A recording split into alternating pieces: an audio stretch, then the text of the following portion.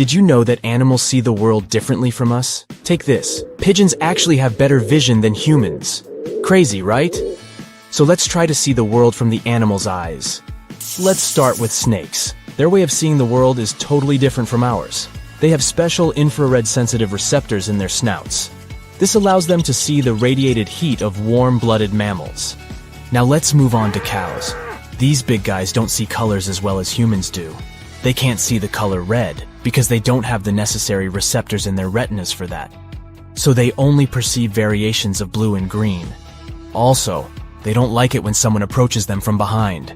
They have a near panoramic vision, and the only area they can't see is directly to the back.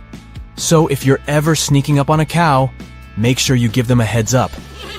Horses have a blind spot right in front of their faces because of their eye placement. This means they can't see things directly in front of them. Also, they don't see as many colors as we do. Just like cows, their world is mostly made up of greens, yellows, and blues. Poor guys.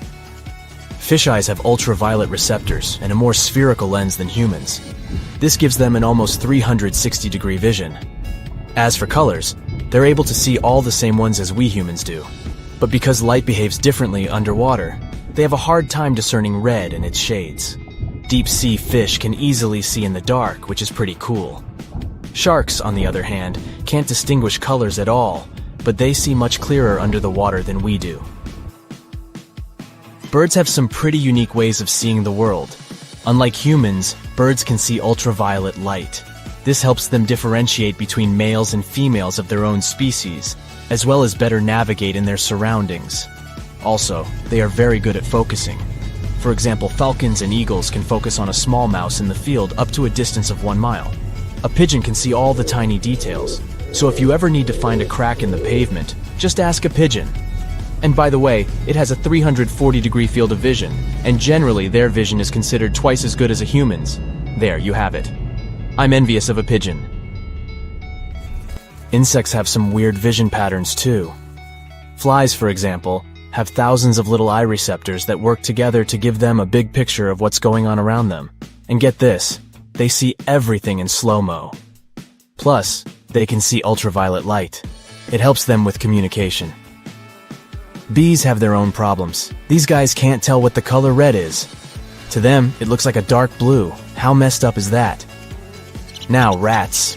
These little guys can't see red either, but that's not the weirdest part. Either of their eyes moves on its own, so they're seeing double like all the time. It's a wonder they don't run into more walls, am I right? Cats don't see shades of red or green, but they do see brown, yellow, and blue hues like a boss. Plus, they got a wide-angle view, so they can peep more stuff on the sides than we can. There's more, though. When it's pitch black outside, cats become ninja-like and can see 6 times better than us. Their pupils adjust to any lighting like magic. Now let's talk about dogs. These furry friends can't see red or orange, but they do rock at blue and violet. Plus, they can differentiate 40 shades of gray. I mean, it's not 50, but still impressive. On a related note, frogs are really picky eaters. They won't even bother with food that isn't moving. They could be surrounded by a buffet of delicious bugs, but if they don't wiggle, frogs won't even bat an eye, and they're not the most observant creatures either. If something isn't important to them, like a shadow, they won't even bother looking at it. Chameleons have eyes that can move independently of each other, so they can see everything around them without even turning their heads. They can even see 2 images at the same time, like a double feature movie, one in front and one behind. Pretty impressive, right? What would you do if you suddenly got 360-degree vision like a chameleon? Share in the comments. Looking for something slimy? Well, many people tend to believe that snails are just slugs with shells. But even though they look so similar, they're completely different species. Slugs don't need any protective shells, as all their internal organs are, well, internal, inside their slimy bodies. They can squish themselves and get into hard-to-reach places, which is why slugs can often be found in the most unlikely spaces, like under tree bark, or inside tiny crevices, or at the library pretending to study for exams. Snails, on the other hand, are tightly connected with their shells and can't survive without one. Unlike hermit crabs, which replace their shells as they grow, snails are born with a shell on their back. Baby snails look adorable with those fragile translucent bubbles that calcify and become bigger and tougher with age. Cute? Well, you be the judge.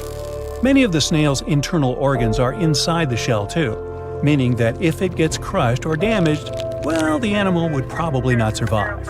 Still, a snail can repair small scratches and cracks in the shell with the help of proteins and calcium secreted by its mantle. Now, turtles are very close to snails in this regard, by the way, because contrary to common myth, they can't leave their shell at a whim either. A turtle's shell is an integral part of its body, and despite the reptile being able to hide its head and paws inside to protect itself from predators, its skeleton is fused with the hard shell, and just like any other animal skeleton, it grows with the turtle itself. Now, koalas do only eat eucalyptus leaves, but there are over 600 different kinds of those, and koalas only munch on 30, or just 5% of what's available on the menu. So it has to be a very specific eucalyptus tree to make a good meal for a picky koala. These adorable creatures also have something in common with domestic cats. They sleep for 18 to 20 hours a day. Polar bears aren't at all white. Their skin is black under the fur. They need the white color to disguise themselves while on the hunt. The color black absorbs the sun better than any other, while white fur doesn't stop sunlight. Rays pass right through it. In a sense, a polar bear has transparent fur. There's a myth that dogs and cats see the world in black and white. In reality, they just can't distinguish some colors. Nobody knows how exactly dogs see. Some think they only distinguish two colors. Could be blue and yellow for all we know. But they can see shades of other colors better than people. And cats have wonderful night vision. They need about 7 times less light than a human to see in the dark.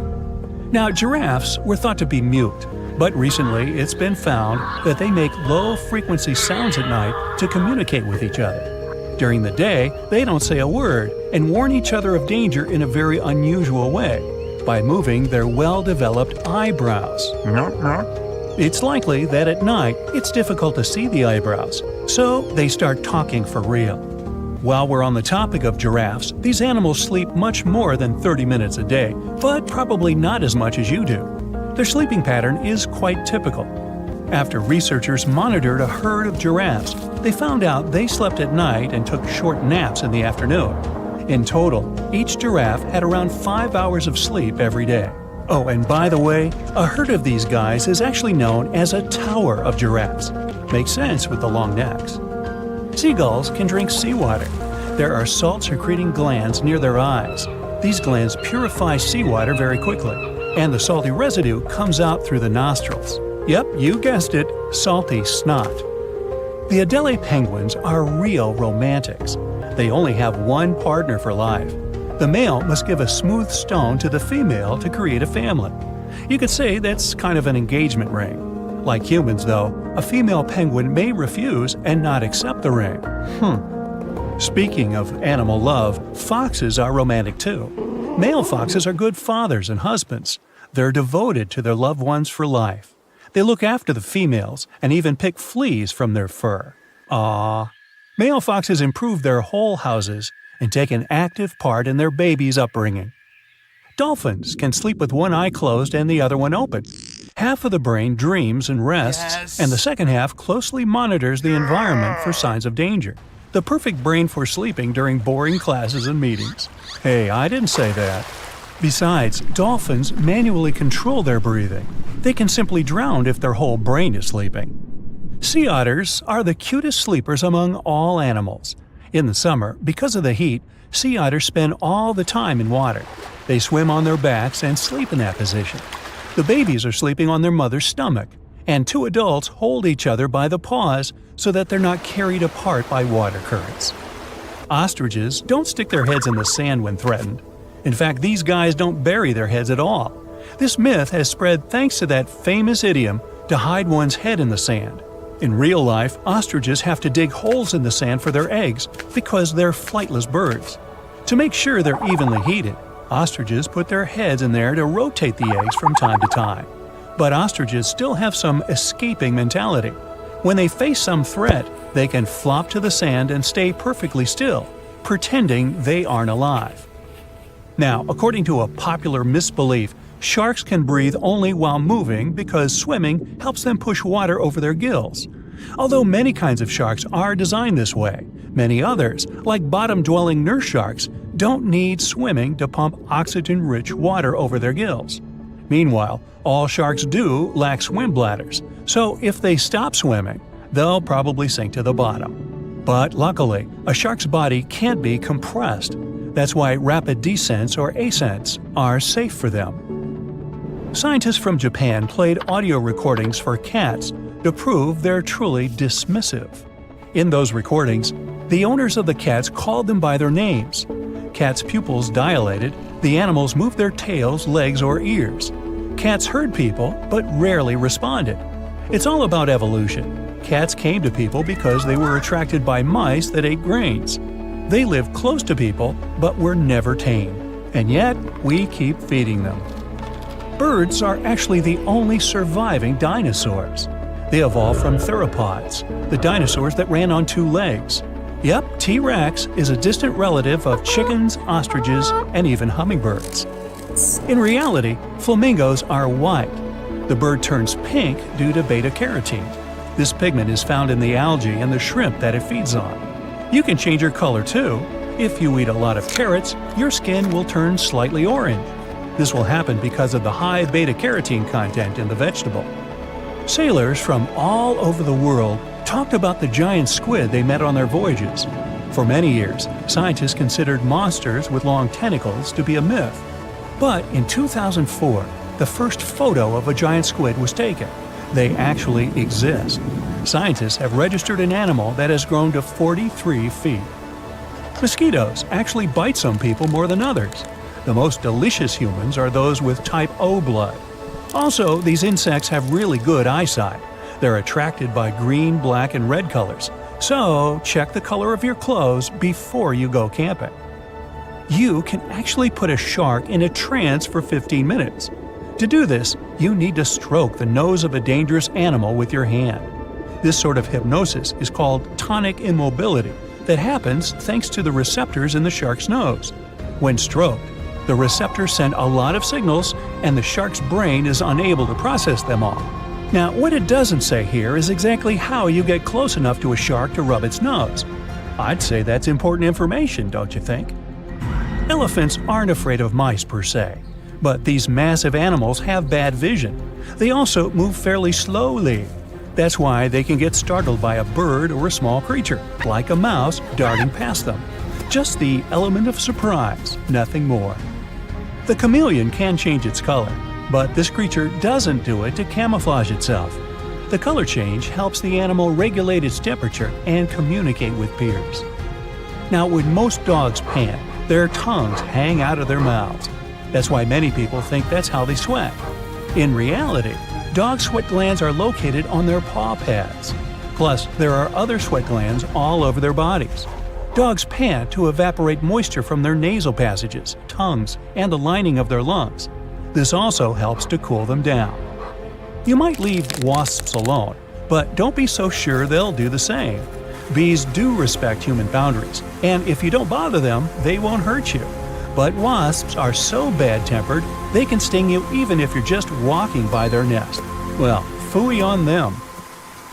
Wow, look at this cute little cookie cutter. At first glance, it looks like an oversized anchovy, but in reality, it's an undersized shark. This shark never grows bigger than 18 to 20 inches, but it doesn't make it less dangerous than its peers. They got their sweet cookie name because they have a unique feeding strategy. They bite off small chunks from much larger animals and get away with it. These little guys live deep down in the water column, making them quite mysterious and hard to study. We don't know exactly where they hang out, but they've been spotted all over the world, especially in tropical and temperate areas. The cookie cutter shark is a total parasite. It feeds off larger animals while keeping them alive. It uses its sharp upper teeth to latch onto the skin of bigger sharks, fish, or even marine mammals. Then, with its strong lower teeth, it scoops out a mouth-sized chunk of flesh or blubber.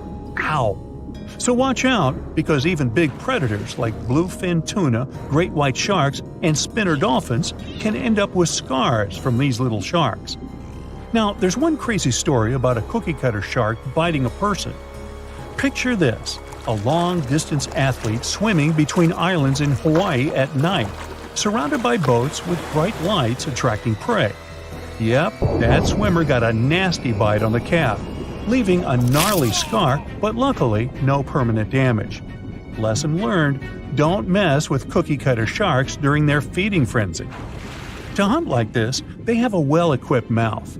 The mouth itself is like a short line that goes across, surrounded by these big fleshy lips that can suck stuff up.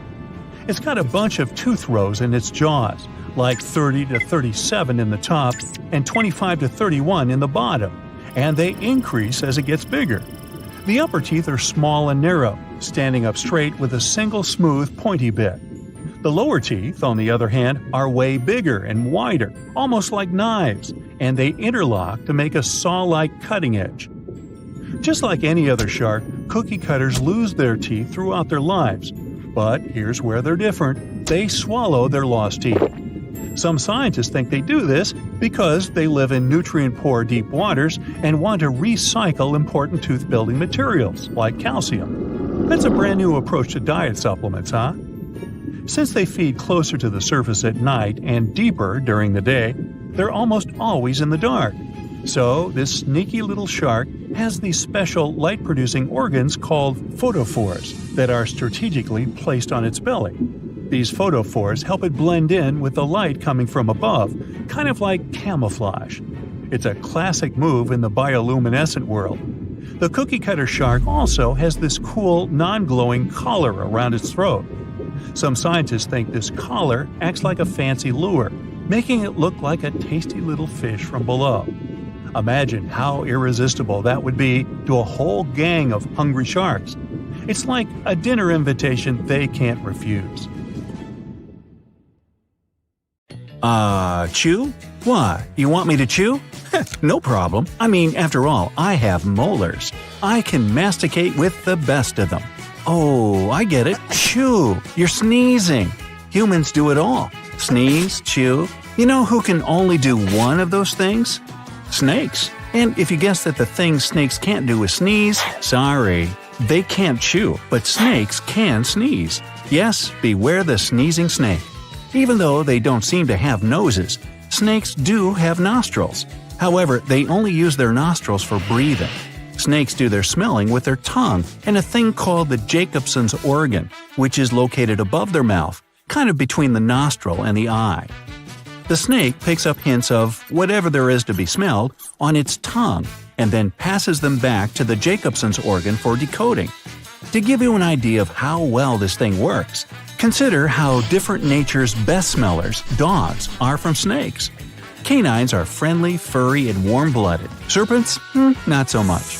But these two do share the Jacobson's organ. Sneezing is another thing both dogs and snakes do, and we'll get to snake sneezes soon. But for now, I hope you never find a snake in your boots. Unlike a dog, the snake won't chew up your shoes. Because while snakes can bite, they don't have molars, so they don't chew. Instead, snakes swallow their prey whole, even when the thing they're eating is bigger than their mouths. How do they even fit it in? Well, instead of bringing their top and bottom teeth together to grind their prey up into little pieces, snakes unhinge their jaws and bring their teeth apart. The jaw remains connected by muscle and tissue, but once unhinged, it can open as wide as 150 degrees. That's almost a flat line. Snakes wiggle their unhinged jaw all around and under their prey. If that won't work, they twist and flip their heads over, then wiggle the loose jaw over the top of their prey. Naturally, the meal tries to object because, well, it doesn't fancy being this snake's dinner. But the snake is prepared.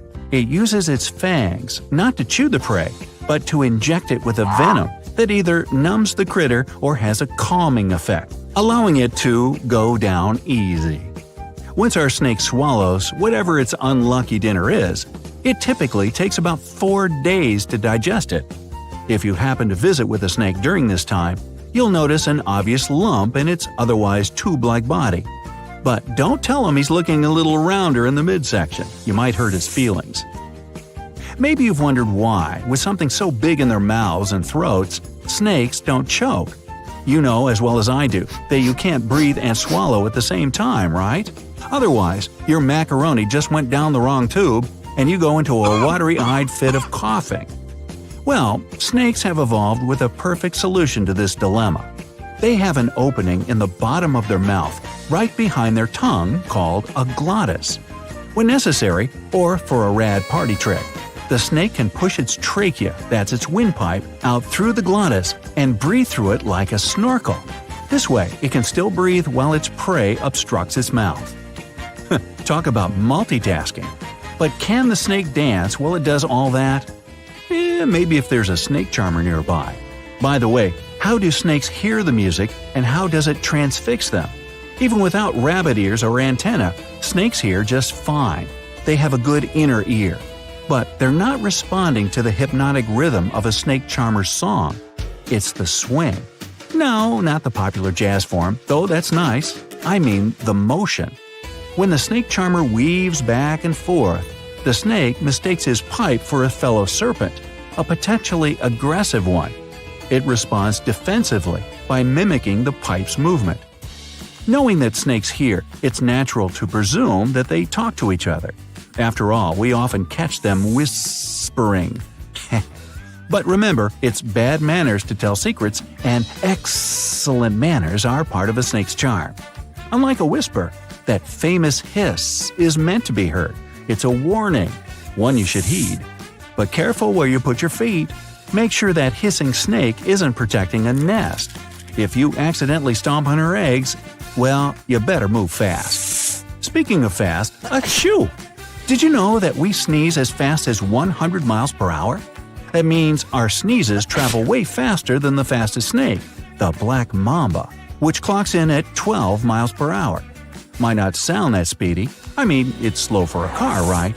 But think of how small snakes are next to people. Then compare the black mamba's speed to that of Usain Bolt.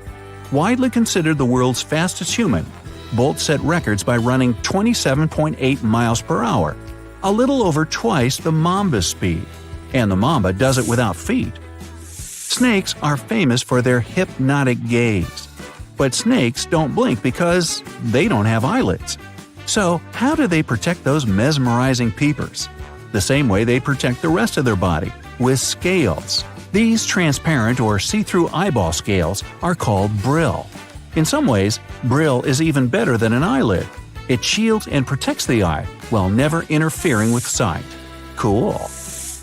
Snakes can climb trees, but they can't climb glaciers because they don't like the cold. Plus, the ice is slippery.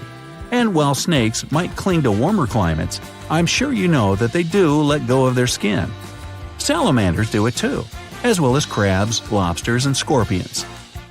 I've never seen a lobster belt or scorpion shoes, but snakeskin accessories are a thing. Before you wear something made of snakeskin, double-check that the snake is done with it. Then again, if you can get a live snake to hold up your pants, you'd make fashion history. However, even those who want a smaller waist should watch out for the boa constrictors. Incidentally, we humans shed our skin too, just a bit at a time. Human skin is a prime ingredient in house dust and dandruff. 2 heads are better than 1 when conducting research, but not on the same snake. The condition of having 2 heads is called polycephaly.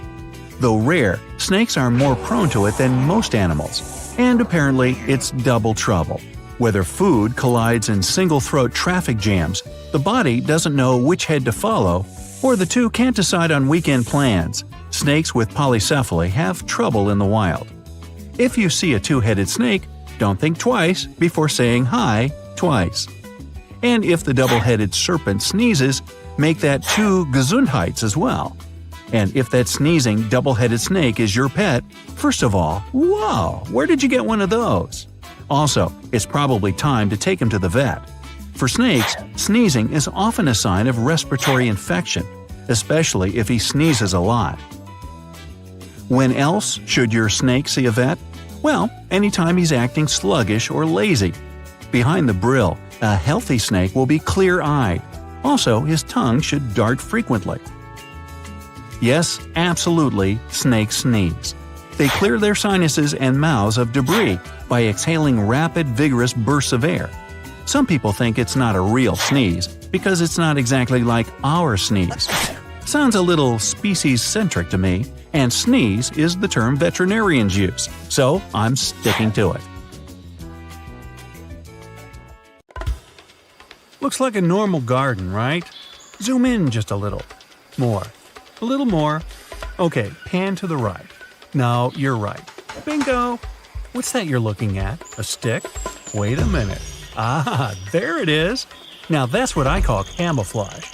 The mantis is a beast in the insect world. Its preferred menu? Other insects, and birds, and frogs, even mice. These mini machines come in many sizes and colors and are found in almost every corner of the world. Most of them are green or brown to blend in with their surroundings, but others like to put on something flashy and are always dressed for the occasion. These powerful insects are a farmer's best friend. They chomp up all the vermin and parasites, leaving the fields nice and clean. Ah, good old mantises. And look at that! It's making its way to another branch. Its large front legs act as a grappler and hook to latch onto anything that strikes its fancy. Those legs have sharp spikes on them, and getting caught in that grip would be the last place you'd want to be. And its back legs are powerful enough to lunge itself at anything tasty. There's no chance for escape. And besides looking mean, they're fast, like blink of an eye fast. They catch their daily meal without even breaking a sweat. Pretty flashy. And they don't like to waste time. They start eating their lunch while it's still alive and kicking. Ooh. But enough about the mantis. Let's go down to ground level. Ooh, check out that snake in the grass. Cunning little thing. It's a small snake, only about a foot long, and it doesn't eat anything outside its strict diet. It feasts on little insects, birds, and mice. It slithers its way onto the tree, not knowing the mantis is there waiting, disguised as a twig. The mantis sees everything. It's able to turn its triangular head a full 180 degrees to get the perfect view. It has 2 compound eyes and 3 other simple eyes squeezed in between. Definitely not afraid of a little eye contact. The snake slides its way up the tree trunk and inches its way closer to the mantis. They lock eyes. The snake launches itself and bites into the mantis's leg. The mantis slips and falls down the tree. Just in time, it manages to reach out and hang onto a small tree branch and regain its balance. It sinks into its signature fighting stance. Whew, that was quick. No preparation, no warm-up, nothing. The snake slithers its way down, and once again, they're face to face. They stare at each other. Who's gonna make the first move? A mantis usually lifts its arms in the air and expands its back wings to make it look larger when it's getting threatened. Ah, remember the Karate Kid? Yeah, just like that. But not today. It's confident enough against this puny grass snake. The snake, meanwhile, doesn't know what to expect. It's never faced such an alien-like creature before. It's like a stick, but also looks delicious. Confusing. After a second, the snake makes another lunge. It opens its jaws and tries to bite the mantis, but it misses. The mantis dodges easily and grabs hold of the snake's neck. It tries to take a bite, but the snake wiggles free in spite of the mantis's sharp spikes on its legs. The snake's free, but the damage is done. Those spikes penetrated the snake's thick skin. 1 point for Team Mantis, but the snake isn't quitting anytime soon. It surprises the mantis with a sneak move and catches it off guard. But the mantis manages to do a little hop, a little jump, and grapples the snake to the ground. And this particular mantis is snake-size hungry. TKO, if you know what I mean. The snake never had a chance. But it might not end so quickly if the mantis was facing a hornet. Now we're talking. A flying beast with a beefy stinger versus a quick-footed, clawed fighting machine. Okay, we got time. Let's do it. The mantis stands guard, motionless. It turns its head around, and all 5 eyes scan the sky, the ground, watching, waiting. So far, nothing. The ground is clear and the sky is a spotless blue. Then, a quick shadow-like movement flashes across the sky. The mantis couldn't get a good look at it. Another swoosh and a flash of color, this time from behind. Something's toying with the mantis, trying to weaken it psychologically. But the insect holds its ground. A true mantis doesn't flinch. This time, the hornet flies right past it. Those buzzing wings make a sound like a mini helicopter. The mantis is prepared and double-checks its equipment. It looks down at its front legs to make sure they're ready for anything. It's a game of patience. Who's going to show weakness first? The hornet swoops down and tries to sting the mantis. But the mantis is fast enough to move out of the way, but not quite fast enough to grab hold of the flying beast. It'll have to wait for the hornet to come around again. Then it'll be ready. The mantis needs to time this thing just right. If it can get the perfect angle, it can grab hold of the hornet and wrestle it down. But the hornet is too clever. It keeps coming in at different speeds and angles. The mantis is used to ambushing its opponent, so just waiting around to be stung isn't its favorite activity. But it's quick enough to ward off any attacks. Another flash, and the hornet surprises the mantis from behind. It knocks it down. The hornet almost engages its stinger, but just misses. The mantis sees its chance. It gets back up, but one of its back legs is damaged. This could be a huge advantage for the hornet, since the mantis needs both back legs to lunge and pounce. It wobbles around a bit, trying not to appear weak. Speed and counterattacks aren't an option anymore for the mantis. But at least the hornet isn't as quick as a snake. Even without its back legs, the mantis is still powerful. The hornet comes in from another direction and tries to sting the mantis, but the mantis shifts position and manages to escape. But as hard as it tries, it just can't grab hold of the hornet. The hornet flies up higher than ever and uses gravity to build up some serious speed. It misses again, but the impact of the diving hornet damages the mantis's other leg. It can't move. It looks like it's all over. There's no way for the mantis to escape. The hornet decides to go in for one final sting, but this time the mantis actually grabs hold of the hornet. Without the use of its hind legs, the mantis can't seem to pin it down properly. The hornet manages to hover a little, straining to fly away to safety. The mantis's weight pulls it back down. The more they wrestle, the more the mantis's spiky front legs start to dominate. They grip the hornet tighter and tighter, digging their spikes in deeper and deeper. The mantis sees this as an opportunity to start biting the hornet, but the hornet also has powerful jaws and bites back. Meanwhile, a small little housefly watches in the background, frozen in fear. "Shoo, fly! You shouldn't be here. It's dangerous. Buzz off." The scuffle breaks apart as the hornet is somehow able to escape the mantis's grip and crawl away. Crawl, not fly. The mantis was able to damage the hornet's wings. The mantis digs deep and finds a hidden energy reserve. It crawls up to the hornet and manages to grab it again, this time from behind. This way, the hornet won't be able to sting the mantis or even bite it. The hornet can see what's about to happen, and it's helpless. The mantis's claws are locked in way too tight. The mantis begins biting. It may have a smaller jaw than the average hornet, but it's quick and just as powerful. I wouldn't want to be on the other end of those jaws. The hornet tries everything, crawling, flying, jumping off the branch, but nothing works. It succumbs to the mantis's claws and its never-ending appetite. Another stunning victory for the amazing mantis. Now, aren't you glad middle school wasn't like this? Living at depths of up to 5,000 feet, the hagfish is one of the strangest creatures in the ocean. And there's plenty on the list. The goblin shark, sea spiders, red-lipped batfish, and even people swimming during winter. It's freezing, man! Get out! Although it looks like an eel, this fish belongs to the Agnatha species. That's fish without jaws, and the family also includes lampreys, terrifying monsters with disc-shaped suction cup mouths filled with spiraling rows of teeth. Hagfish have 2 tongues, 4 hearts, and no eyes or stomach, like something from another planet. And what sets them apart from anything on this planet is that they have a skull but no spine. They don't have bones either. That unique spineless skull is made entirely out of cartilage, the same stuff in your ears and nose, that's right. Scaleless with skin that seems to fit over them like an oversized holiday sweater. It'd be a mistake to think this frail little creature would be an easy dinner. They've evolved to escape from other fish like Houdinis of the deep. And the trick is slime. Lots of it. When something tries to gobble them up or gets just too close for comfort, hagfish release a protein from the holes lining their sides.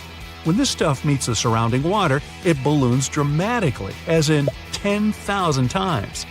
The more water touches it, the bigger this goo ball gets. A teaspoon of hagfish slime can turn into a bucketful in a second. It instantly clogs the gills of any fish trying to chomp down on our slimy friend, even sharks. But hagfish have gills too. So why doesn't the slime block their own? Easy peasy. This hagfish will simply tie itself into a knot and scrape the slime off its body. Doesn't mean their slime comes without inconveniences. Sometimes it gets in the hagfish's tiny nose. To get rid of it, they make themselves sneeze, sort of. Gesundheit. This fish's homemade goo is made of flexible strands that are surprisingly strong, as in stronger than nylon. Imagine falling into a pool of the stuff. You'd struggle to move your arms and legs to swim. It might feel like rubber bands tying you up. But you'd be perfectly safe as long as the stuff doesn't get in your nose or throat. In that case, you'd be as unfortunate as those gilled creatures trying to bite into the slimy fish. And hey, our own species is eyeballing it for loads of potential uses, from parachutes to cars and even clothing. Forget about diving in a pool of this goo. You could be wearing a slime suit in the future. But when it comes to landish creatures, the platypus is just as weird. This mammal has a duck bill, a beaver tail, webbed feet, and lays eggs. Like a lot of fish, the platypus and its relative, the echidna, have no stomach, but they don't need one. They store their food in their cheeks until they surface. Once they've eaten, the food goes straight to their gut. Just when the platypus couldn't get any stranger, they also sweat milk for their platypups. When winter has put bears, bats, snakes, and even myself into hibernation, there's one animal that does things a little differently. During the cold season, the wood frog lets itself freeze, sometimes for up to 7 months. Like a brown popsicle, they fill their body with a syrupy, all-natural antifreeze to stop crystals from forming. And when the right time comes, they can just thaw themselves out, even multiple times a season. These frogs will find a nice covered area in the forest and wait until spring comes. Once they're thawed, they'll hop away like nothing happened at all. When your name's the boxer crab, you have to live up to it. Ding ding! Round 1! This little crab is super smart. It has sea anemones living in its claws, and these DIY boxing gloves pack a punch. Carrying around these little tentacled sea creatures helps this tiny crab defend itself against fish and anything bigger than it. When feeling disturbed, the crab starts swinging and its gloves start stinging.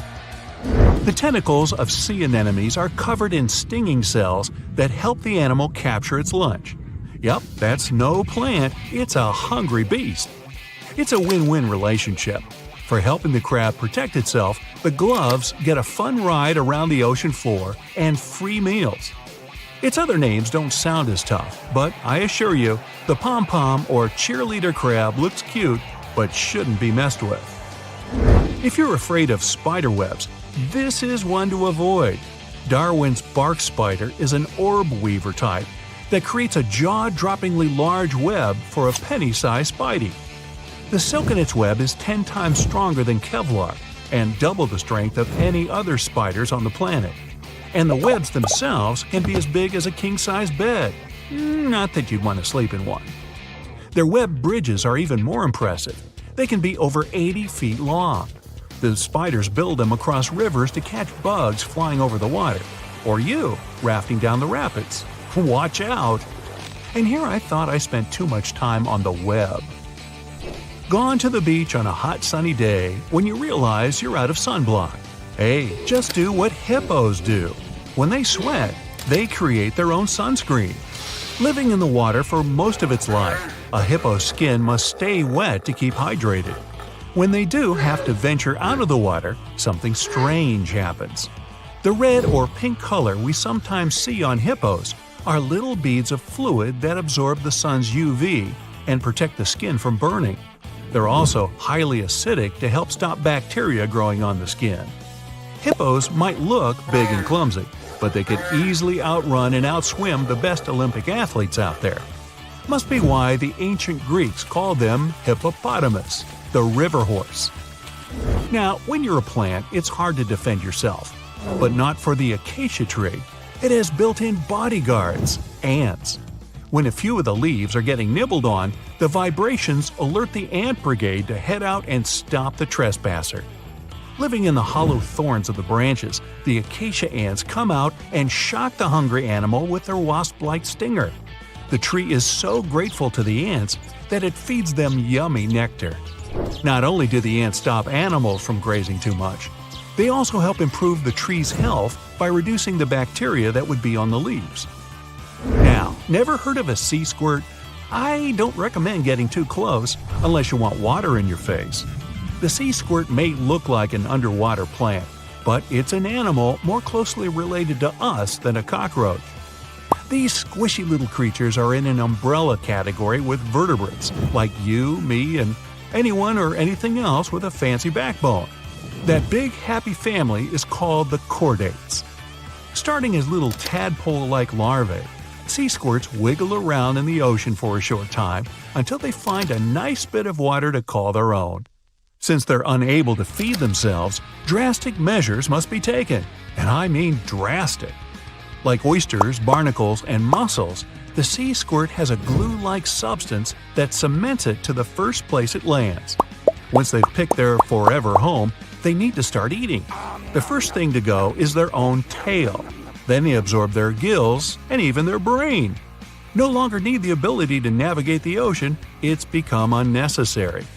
They're not heartless though. The sea squirt's ticker is very similar to a human's. It even looks a little like ours. Now here's one you won't forget. Lobsters, crayfish, and crabs have teeth in their stomachs. After they gulp something down, the food in their stomach gets ground up by large teeth. This is called gastric milling, and it helps the crustaceans digest it easier. One species of crab had to take it a step further, of course. The ghost crab uses these teeth not only for eating, but also to growl.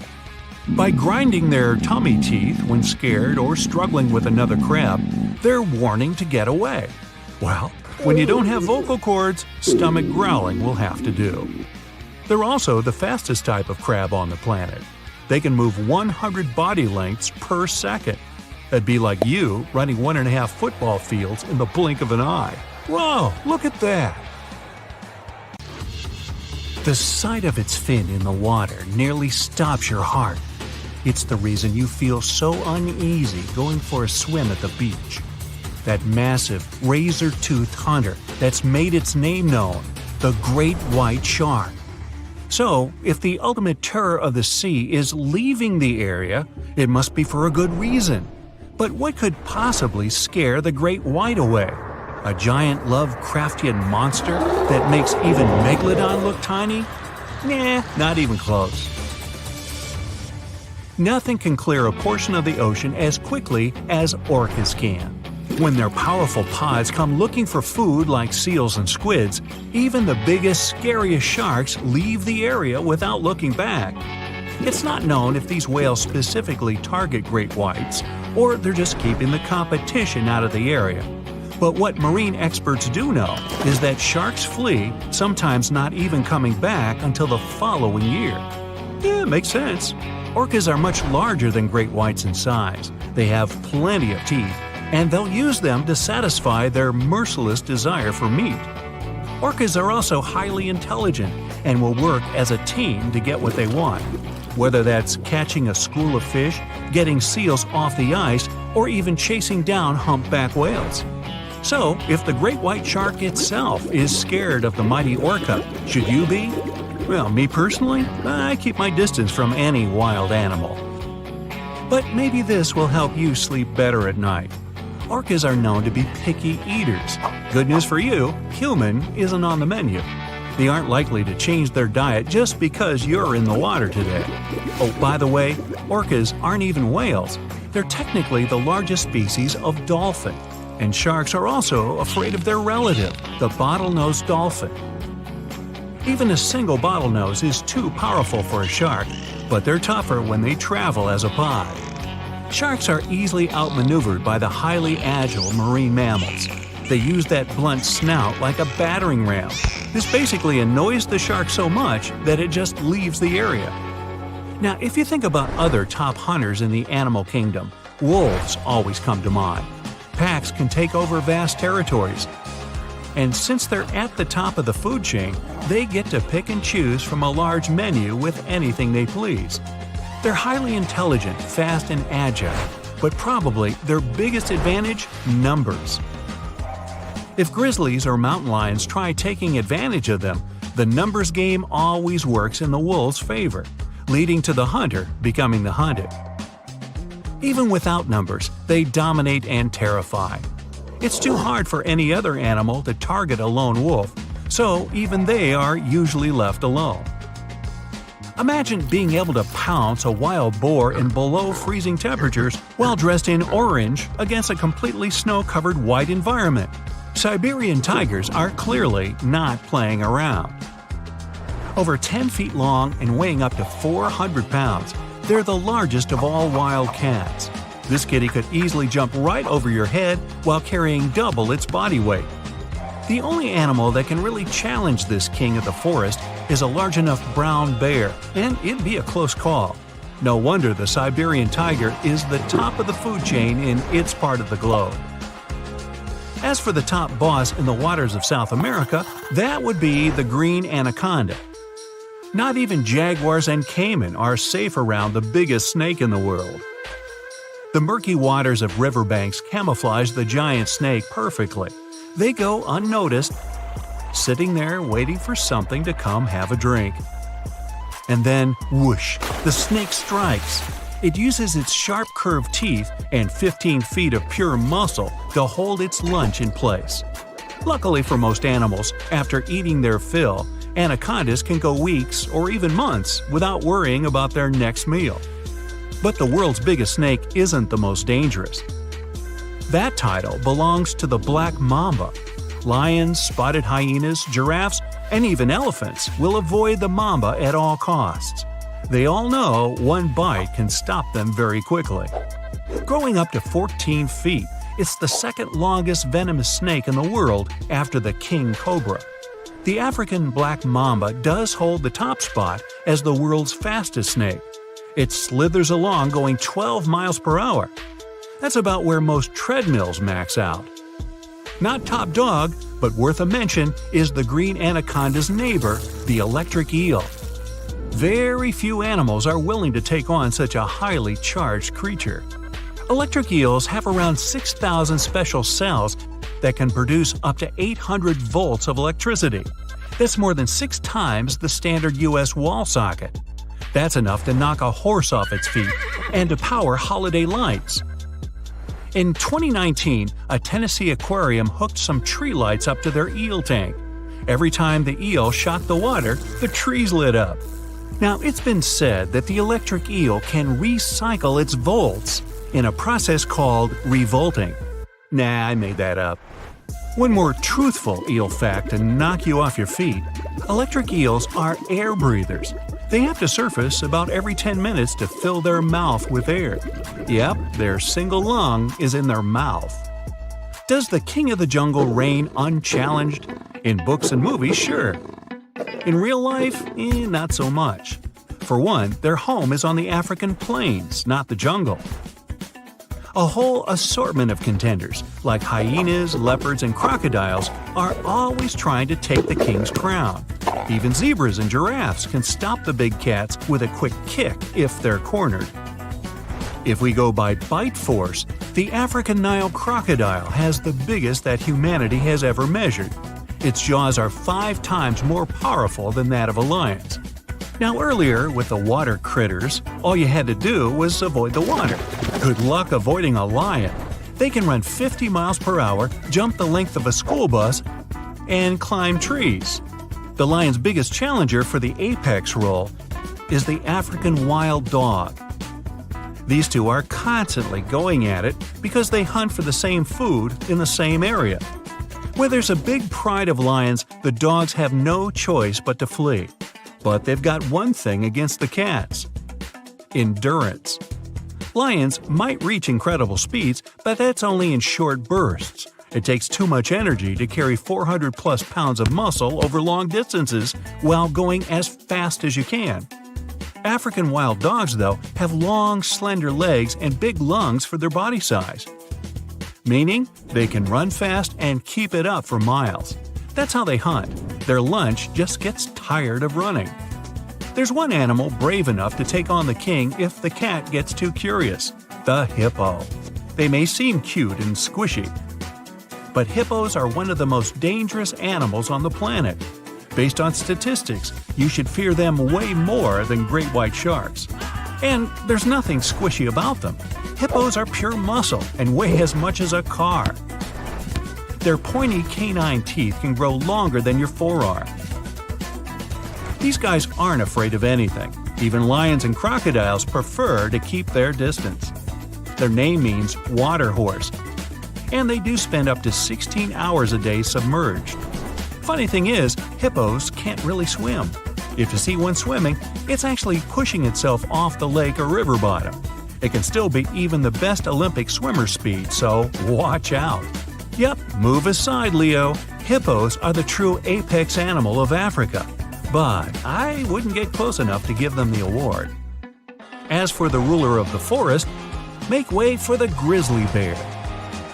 Weighing over half a ton, you'd be mistaken thinking these large fluff balls are slow and bumbling. Being able to maintain a speed of 25 miles per hour for long stretches is too easy for the behemoth brown bear. Uphill, downhill, and on every terrain, they're the off-road SUV of the animal world. Without having any natural enemies, this bear is at the top of its local food chain. Good thing they sleep for a third of the year. Just hope you don't run into a grizzly, ever. But especially right before it's about to go into hibernation. They spend the autumn months fattening up for winter. And they're even hungrier than usual. Now, being the largest bird of prey in North America, it's no wonder the golden eagle is found all over the continent in woodlands and mountain ranges. Their wingspan is nearly 8 feet.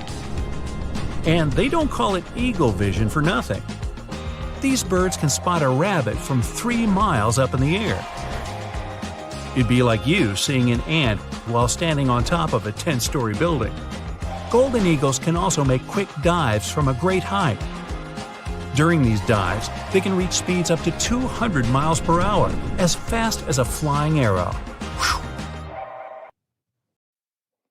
Alright, you're scuba diving in the ocean, watching corals and colorful fish flitting by, when suddenly an enormous shadow appears above you.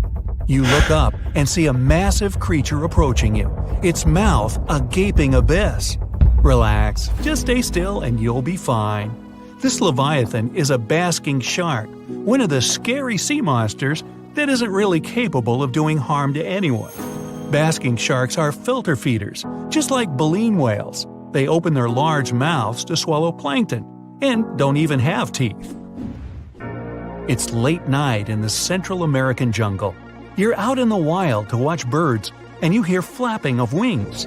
Excited, you look intently into your night vision goggles, only to see a face out of your worst nightmares. Don't scream, you'll scare it away. It's a perfectly harmless, wrinkle-faced bat, and it isn't interested in you. These are fruit bats, and wrinkles on their faces allow them to collect fruit pieces and juice for later snacks. By the way, their Latin name, Centaurosenex, was given to them for their semblance to 100-year-old humans. Walking around a Nepali national park and deciding to wash your face in the river nearby, you freeze in terror. A crocodile is looking straight at you from no more than a few feet's distance. Then, it raises its snout above the water, and you exhale in relief. It's a gharial. These reptiles have long and narrow snouts that allow them to efficiently catch fish and, at the same time, prohibiting them from hunting any other prey. While still carnivores, gharials are pretty shy and will slither away at the sight of humans. Right now, there are no more than 1,000 of these crocodilians in the whole world, so let it go. Especially if it's a girl gharial. You dig your garden in the backyard and notice something moving on your shovel. You take a closer look and drop the tool in horror. A small creature looking like a hostile alien is scurrying away into some burrow in the ground. No worries. It's just a star-nosed mole. These critters have peculiar snouts that look like they've been blown up from within. Their eyes are small and weak, so the star on their nose helps them a lot to move around and seek food. It's always on the move, touching everything it can reach as if the tendrils were tiny fingers. Oh, you're bathing in the ocean again. Well, look to your right. There's a real toothed shark going right at you. Nah, don't panic. It's just a sand tiger shark. Neither a sand nor a tiger one. It's a vulnerable fish-eating shark that slowly swims in the seas and chases its prey from time to time. There have been no reports of it ever attacking humans, but it still has rows of sharp teeth, so don't try to touch it just in case. It may seem placid, but you don't want it to get a bite out of you, do you? Okay, from ocean to desert, you're in Australia and longing for some water. You see a likely spot and start digging the ground, only to stumble upon a creature straight from the depths of neither, all covered in thorns. It eyes you suspiciously and slinks away because it's just a thorny devil. Despite its ominous name, this lizard is harmless to humans. Horn-like bumps on its skin are for protection from predators and birds of prey. The thorns are hard, but as long as you don't touch them, you're fine. Now, if you have arachnophobia, it won't calm you down.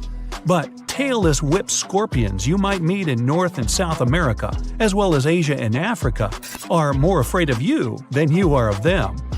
Tell yourself that.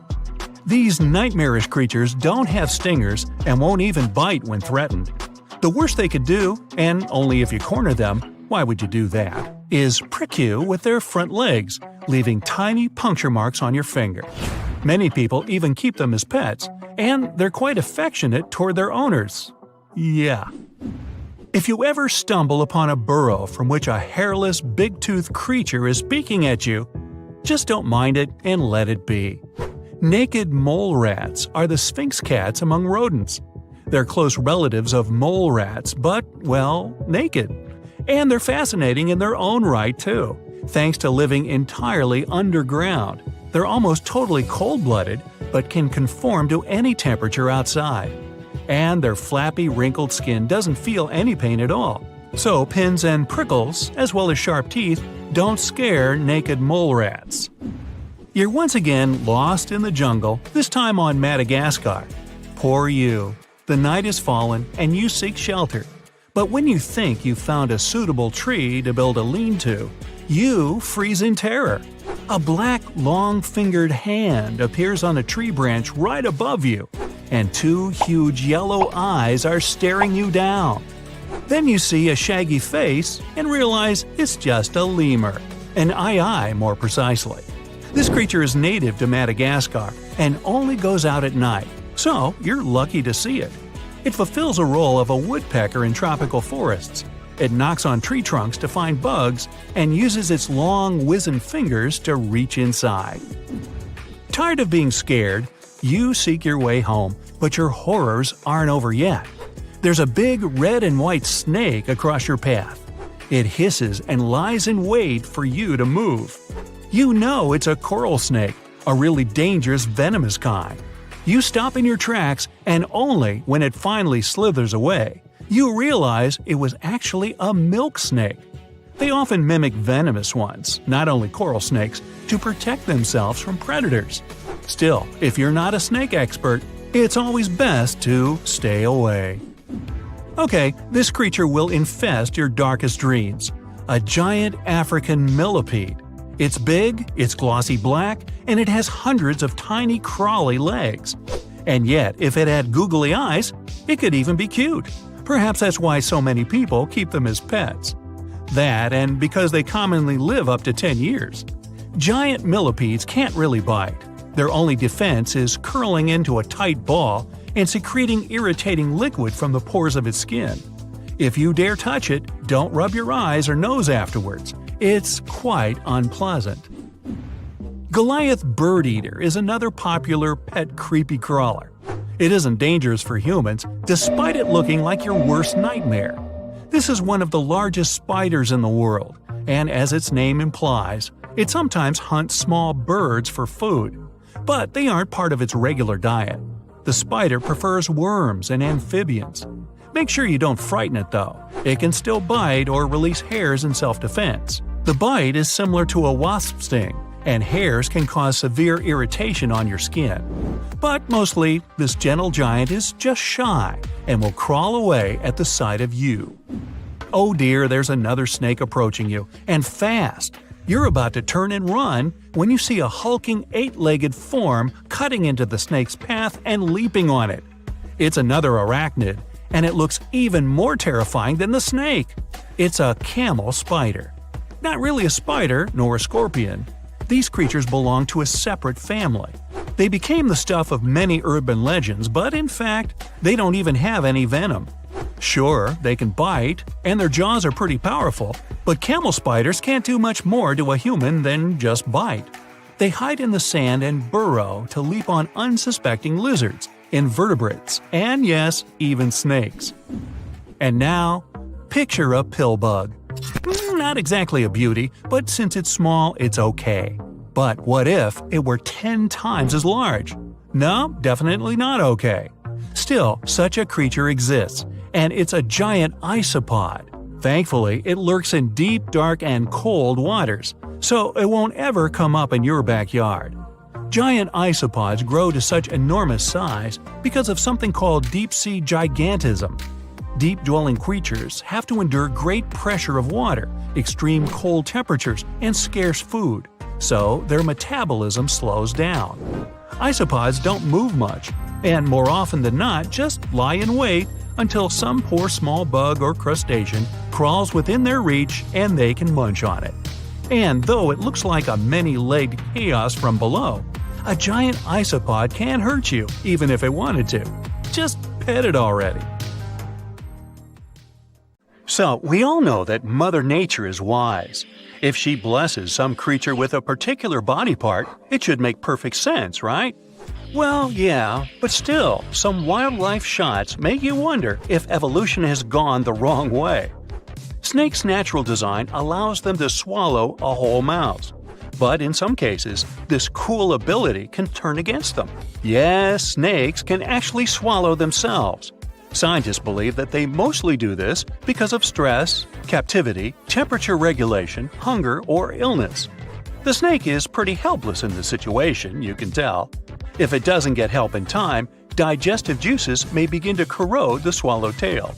So if you ever catch your pet snake doing this, try to stop it, or take it to the vet. Okay, but what about the fangs, I hear you ask? Does a venomous snake have immunity to its own venom? Well, if the snake digests it, it will be okay. It's because protein is a primary component in venom. And besides, the venom is excreted by the gland in the snake's mouth. So no matter whom the snake bites, chances are that it's going to drink a bit. So the only way a snake can actually suffer from its own venom is by biting itself straight into the blood vessel.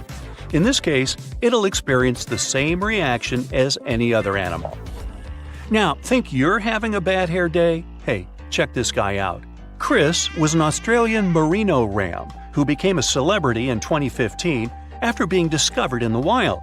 Farmers shorn him and gained nearly 90 pounds of wool. When the animal was found, he carried over 5 years' worth of fleece on his body. But Chris belonged to the domestic sheep breed that needs to be shorn regularly. Otherwise, the animal is at great risk of injury and infection. So the lives of these cuties depend directly on going to the hairdresser. Shall we talk about horns? Cattle, goats, and many other species proudly wear this fancy headdress not only for fashion, but also as a weapon for brutal battles. If you ask this bighorn sheep ram directly how old he is, you'll probably hear something like, "Bah." But if you want to get a more precise answer, you can count the number of rings on his horns.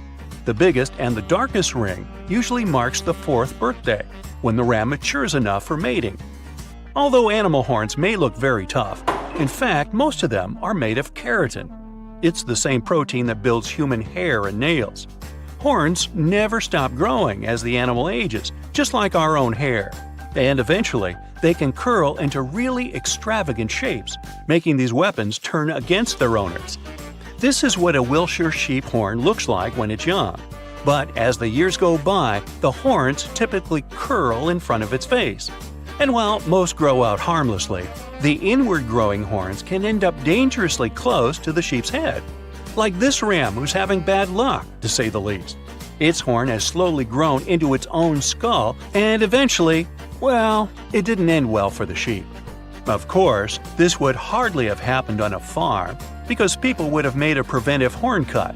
But unfortunately, in the wild, animals cannot use hairdresser services. That's why they use rocks and branches to rub and grind away at their horns to keep them safe, just like humans trim their nails. Faulty genetics is not the only reason for the horn distortion. You see, when males of the species want to fight for dominance, they begin to butt heads to show each other who's the alpha male here. These battles can break horn plates, making them grow at weird and dangerous angles. The fancier the original shape of the horns is, the more problems their fracture may cause. This poor African kudu is a bright example. Fortunately, in some cases, unlimited body part growth can be good for the animal. Just take a look at these adorable smiles. If you happen to break off your own molar tooth, your dentist would probably say it's irreversible and offer a replacement. But if an alpaca breaks its front teeth, all it has to do is wait a bit. Although these animals don't have upper teeth, their lower teeth constantly grow throughout their lifetime, and they might look pretty creepy when they get too long. That's why some farmers prefer trimming them from time to time, just like pet owners cut the nails of their cats or dogs. Now, llamas look so similar to alpacas that many people confuse these two species. But the significant difference between them is that llamas' front teeth are encased in enamel. That's why, unlike alpacas, they don't possess the superpower of limited growth. Too bad. Unlike the keratin horns, deer antlers are made entirely of bone. Typically, only male deers, called stags, grow antlers. Very rarely, females can grow them too due to a serious hormone imbalance. This is a deer equivalent of a beard on a human female that sometimes can appear due to various diseases. Adult deers grow and shed their antlers annually, which coincides with the breeding season. At first, their antlers are covered in velvet, a protective skin with blood vessels. But once the antler is fully developed, the deer gets rid of the velvet, just like snakes shed their skin. Although this process doesn't harm the deer, it may look pretty spooky. Once the brand new antlers are ready, stags begin to fight with other males over the lady's attention. Usually stags barely eat or sleep during this competition. And if you ever question whether the antlers of two deers can get locked together, the answer is yes. Every stag is risking ending up stuck with his own rival instead of having a romantic night out with a female deer. Bummer. Moreover, all the traumas that the deer gets during the mating season can influence further antler growth if specific nerves get damaged. Just like horns, antlers can develop at distorted angles because of genetic failures. Some mutations can even make them grow monstrously large. This unlucky deer can barely move his head without losing balance. Also, if a deer breaks one of its legs, its body can speed up the healing by sacrificing the bone and blood material from one of the antlers, and thus this antler will get thinner and weaker. And speaking of facial extensions, we cannot skip the tusks. Please meet Babirusa from Indonesia. This ancient boar first emerged over 35,000 years ago. It's easy to confuse these big tusks with horns, but they are actually upper canines. They tend to pierce through the skin of the boar's face as it matures. Scientists believe that these intimidating tusks have evolved as a tool to protect eyes and throat while fighting with other males during mating season. But this design doesn't seem very thoughtful. If a male boar doesn't grind his tusks regularly, they can end up curling back into his own skull, which can blind him or even worse. Now, what if I told you that hoofs can grow out of control just like horns and antlers?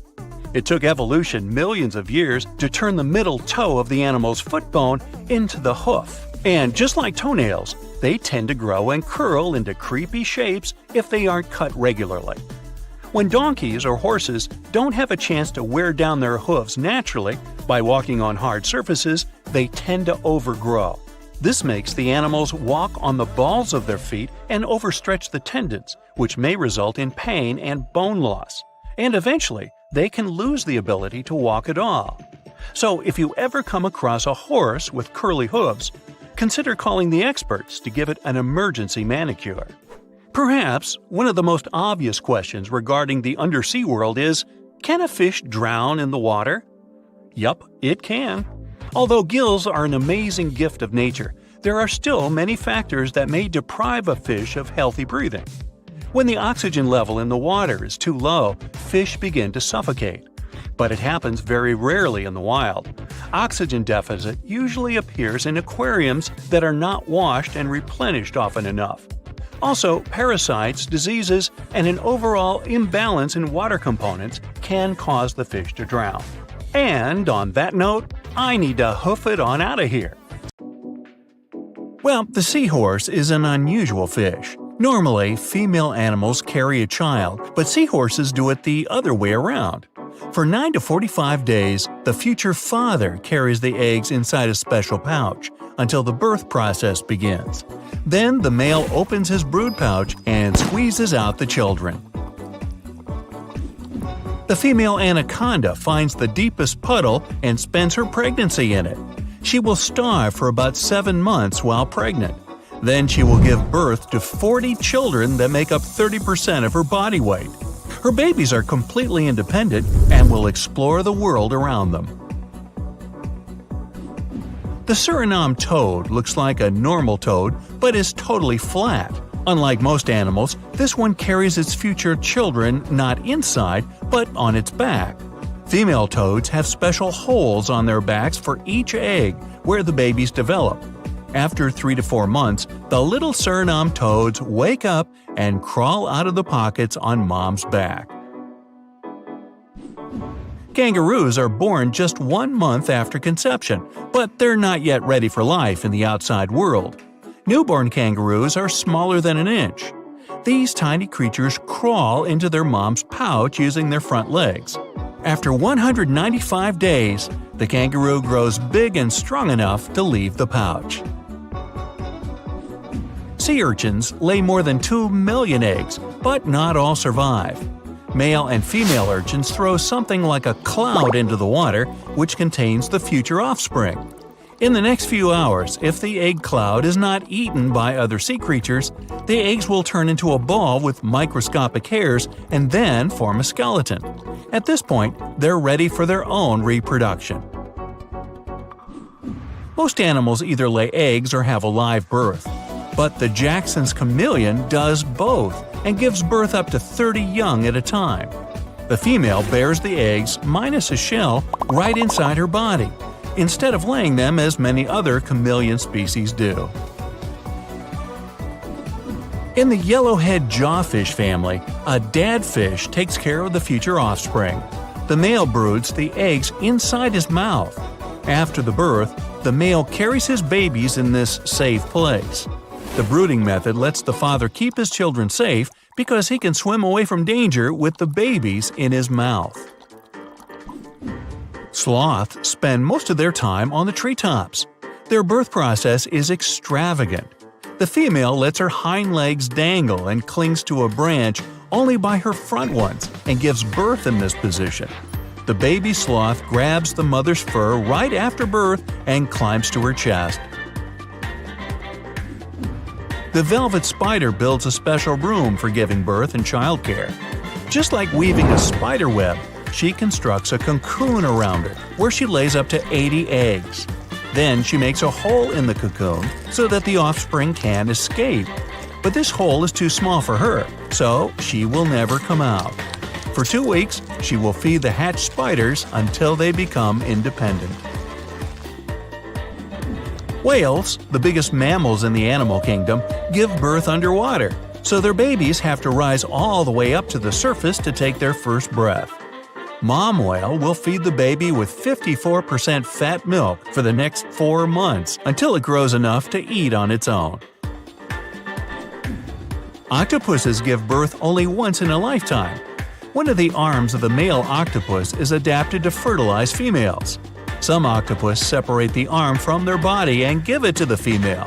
After laying eggs, female octopuses circulate water currents over the eggs to clean them and protect them from predators. Now imagine giving birth to a baby the size of a 4-year-old. Poor mom. But that's what kiwi birds do. Their eggs can weigh up to a quarter of their body mass. To produce such a big egg, female kiwis have to eat 3 times more than usual. Shingleback lizards also have a difficult pregnancy. These animals normally have up to 2 babies, which doesn't seem so bad. But the babies can make up a third of the mother's weight. That's like a human giving birth to a 7-year-old child. Giraffes are some of the tallest terrestrial animals, which has an effect on the birth process. In a giraffe birth, the baby first pokes out the front hooves, then the nose and the entire head. Within an hour, the baby is born. Before taking the first breath, the baby giraffe falls from the height of 6.5 feet to the ground. Ow! Hammerhead sharks can give birth without mating with another shark. Basically, they're just making copies of themselves. This was first discovered in 1999 in a Nebraska zoo. There are just a few other animal species, like some geckos and lizards, that can reproduce this way. Porcupines are known for their sharp quills. In the womb, these quills are soft, but right after birth, when coming in contact with air for the first time, they become hard and sharp. Naked mole rats are incredibly reproductive. They live in colonies and have a queen, who is the only female to give birth. First-time moms can have up to 15 babies, but every litter after, the number of babies grows. At her peak, a mole rat queen can have up to 33 babies, which is the largest litter size of any mammal on Earth. Hippopotamus pregnancies last about 8 months, despite the animal's big size. When ready to give birth, hippo moms leave the herd for 2 weeks to establish a strong connection with their babies. Hippo calves are born underwater, so they learn to swim from the very beginning. Zebras have a really hard time after birth, both for mom and the baby. Zebras are an animal who can see a newborn baby as a potential threat in the future. So when a baby zebra comes out, a male zebra can attack it immediately. The mother protects her offspring, often not having any time to rest. Elephants have the longest gestation period of all mammals, lasting more than 18 months. Though they live up to 70 years, most elephants won't have more than 4 babies.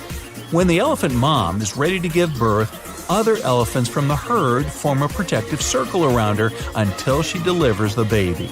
At birth, they can weigh up to 260 pounds. To protect them from predators, barnacle geese lay eggs on a cliff at 400 feet, which is the height of a 36-story building. When the eggs hatch, the little chicks face a problem. There's no food nearby because they're on a rock.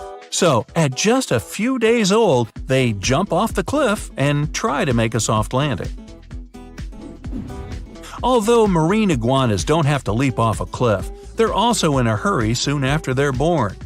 Female marine iguanas lay eggs in an underground cave that they dig.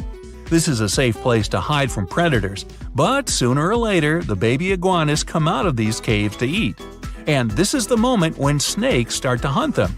The fastest and strongest iguanas survive to enjoy the food.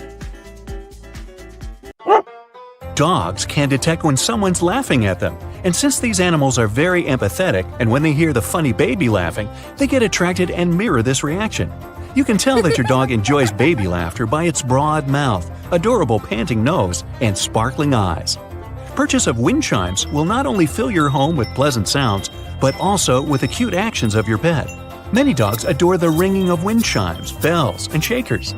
Some even sing along. Classic car horns or air horns usually make dogs bark, wag their tails, and even playfully jump towards the source of the sound. Some dogs may get stressed out by this sound though, so be careful. Dogs learn to associate doorbell ringing with the arrival of their parent. That's why they get excited and bark anytime they hear a doorbell, knocking, or jingling of the keys. Goose cackle and duck quacking attract dogs and awaken their chasing instinct, so it's a good option if you want to prank your pet. Many dogs perceive beatboxing as an invitation to jump into the performer's arms and lick their face. Some dog parents even claim that your pet can learn to beatbox too if you practice together. Whistle is a good old tool to get a dog's attention. If you use a special dog whistle, make sure you don't blow very loudly and too close to your dog's head. This could cause damage to dogs' sensitive ears. Most dogs love squeaky toys. The noise when dogs bite them stimulates a pleasure center in the dog's brain. The more the toys squeak, the more pleasure the dog gets. Also, dogs like to squeak their toys because this sound usually attracts the owner's attention, and they love your attention more than anything else. When a dog hears another dog barking, it gets attracted and wags its tail. And this isn't surprising. Everyone needs to communicate with their kind. If you play a record with dogs howling, your pet will probably start howling too. All sorts of cat, horse, cow sounds are helpful if you want to prank your dog. If you turn on a record with animal sounds, your dog will probably stiffen, stare, and start whining or barking. Just be careful with the volume. Your dog can perceive frequencies you aren't even aware of. That's why subtle sounds created by insects, such as flies, bees, crickets, grasshoppers, and even spiders, can trigger your pet. If your dog suddenly freezes by a bush during a walk for no obvious reason, it's probably listening to the insects. These sounds are the most popular, but your dog may have acquired its own unique preferences depending on its life experience. Humans can only hear frequencies up to 20,000 Hz, while dogs can perceive up to 45,000 Hz. High sensitivity means a higher level of stress, so here are some sounds that can frighten your dog. Most dogs freak out when they hear thunderstorms. If you can't isolate your pet from this sound, at least try to stay close, play nice music, and comfort your dog. Like with baby laughter, dogs react very emotionally when the baby is crying. Some dogs just can't stand this high-pitched noise and hide. I know I do. Others get nervous and run from side to side. Dogs usually aren't fond of vacuum cleaners. Not only they're loud, but they also move around the house, which your dog may perceive as a violation of its personal boundaries. Balloon bursts and fireworks are loud and unpredictable and usually scare domestic pets. Dogs don't enjoy buses and garbage trucks because their arrival brings a bunch of random noises like screeching and beeping, and dogs don't like unpredictable sounds. For the same reason, they loathe all sorts of construction sounds. The sound of skateboard wheels on pavement can frighten dogs.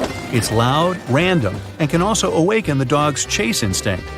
Dogs get triggered by the sounds of sirens from ambulance and police cars because they usually create high-pitched noises. The sudden turning on of the air conditioner or a furnace can also be scary for your dog. If your pet jumps up and becomes wary when it hears this sound, well, maybe it's time to think about buying quieter household appliances. Dogs also don't like when airplanes or helicopters fly overhead. Try to avoid exposing your pet to scary sounds as much as possible. For example, if your pet is scared of construction or fireworks, it would make sense to go for a walk in a peaceful, quiet place to hide your doggy from unpleasant sounds. But of course, avoidance will not always be an option. Additional training would be useful. You can find a record of the sound that frightens your dog and play it out loud, starting with a very low volume and gradually raising the intensity of the record. With that, your dog will gradually learn to tolerate the sound. This simple technique will make your dog's life in this noisy, unpredictable world a little bit easier. But be careful and use positive reinforcement. Rushing in, pressure, and ignoring your dog's body language can make the fear even worse. Don't forget to reward your pet with food or toys every step of the way when it manages to react calmly to the fearsome sound. Dogs' ears are sensitive not only to noises, but also to voice intonations. In some cases, they can understand the meaning of your words and even detect when you're trying to lie.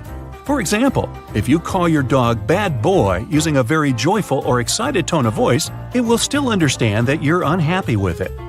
Dogs can distinguish a word from a pseudo-word, but they get way more interested and engaged when they hear new versions of familiar words. So, if you decide to play a trick on your dog and say, "Let's go for a talk" instead of "Let's go for a walk," your pet will probably get even more excited. And no, it's not nice to tease your dog like that. Some dogs get very anxious when left alone at home, and it's not surprising any sound that seems loud to you is even louder for your doggo. Turning on some calm music before leaving can help deal with this issue. Calm background jazz or classical music can help your dog to feel less lonely, protect it from possible scary street sounds, and relieve stress. Today, you can find a huge variety of musical selections designed to calm down dogs and cats. The list of sounds liked by cats has a lot in common with dogs: opening and closing doors, shakers, cookie pan, opening a bag of chips or a can, squeaky toys, doorbells, woodwinds, the sound of food poured into a cat's bowl, and of course, pss, pss, pss, pss, whatever that is.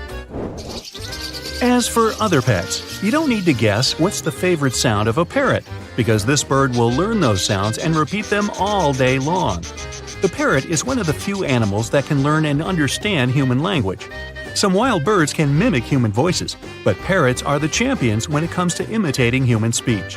Some professionally trained parrots can even understand what they're saying.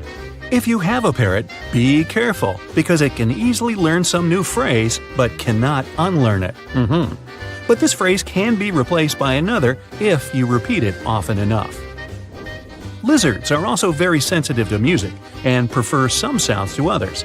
They usually like calm, soft sounds and despise loud noises. If you have doubts, you can play different genres to your pet and watch its reaction. If your pet enjoys the music, it will turn towards the sound, lie down, and relax. Bearded dragons can even change color if they don't like the sounds around them. Sometimes they can even darken to signify that they're upset with your musical taste. Silence, stroking, and bath will help to relieve this stress. Rabbits can't understand human language, but you can train them to understand you through conscious cues, such as verbal commands and gestures. They also react to the tone of your voice and general body language. Bunnies usually enjoy calm music and songs, especially if they've already created a positive association with this particular music. They don't like sudden loud noises and heavy music. Hamsters also react positively to many genres of music, such as classical, pop, and even rock, maybe even Broadway tunes. Loud noises can cause great stress to hamsters, so be careful. In the beginning, your hamster won't understand any human words and won't even recognize your voice.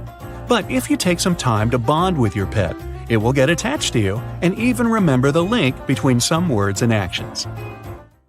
The sky suddenly turns orange. All you can see as you look up are millions of butterflies.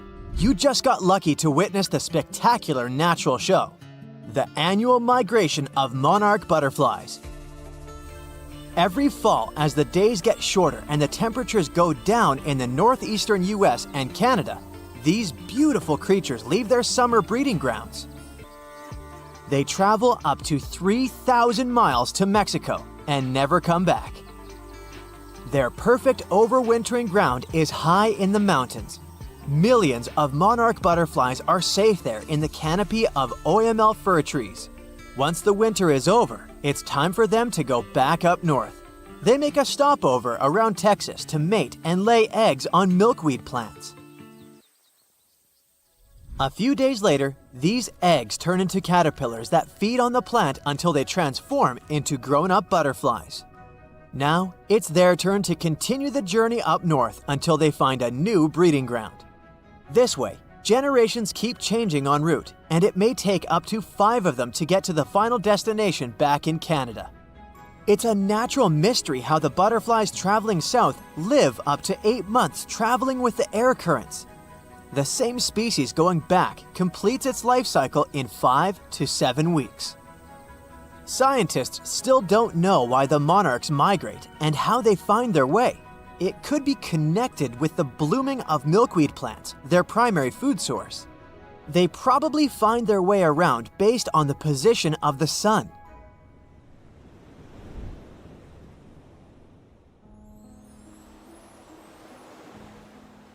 Humpback whales are real champions when it comes to migration and size among mammals.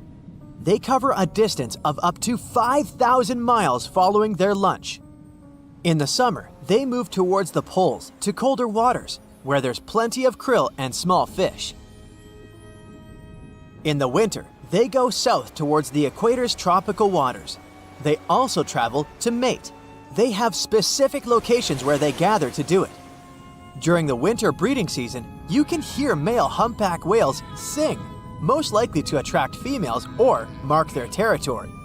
They produce a long series of calls and can repeat the same song for several hours. When the song changes, all singers that are currently migrating pick up the new tune. It's amazing how they do it when the distance between groups can be over 3,000 miles. Sea turtles migrate for more sentimental reasons. For hundreds of millions of years, these cute family guys return to the exact place where they were born to lay their eggs. They can cover up to thousands of miles, mostly when the seasons change and the waters are of a comfortable temperature.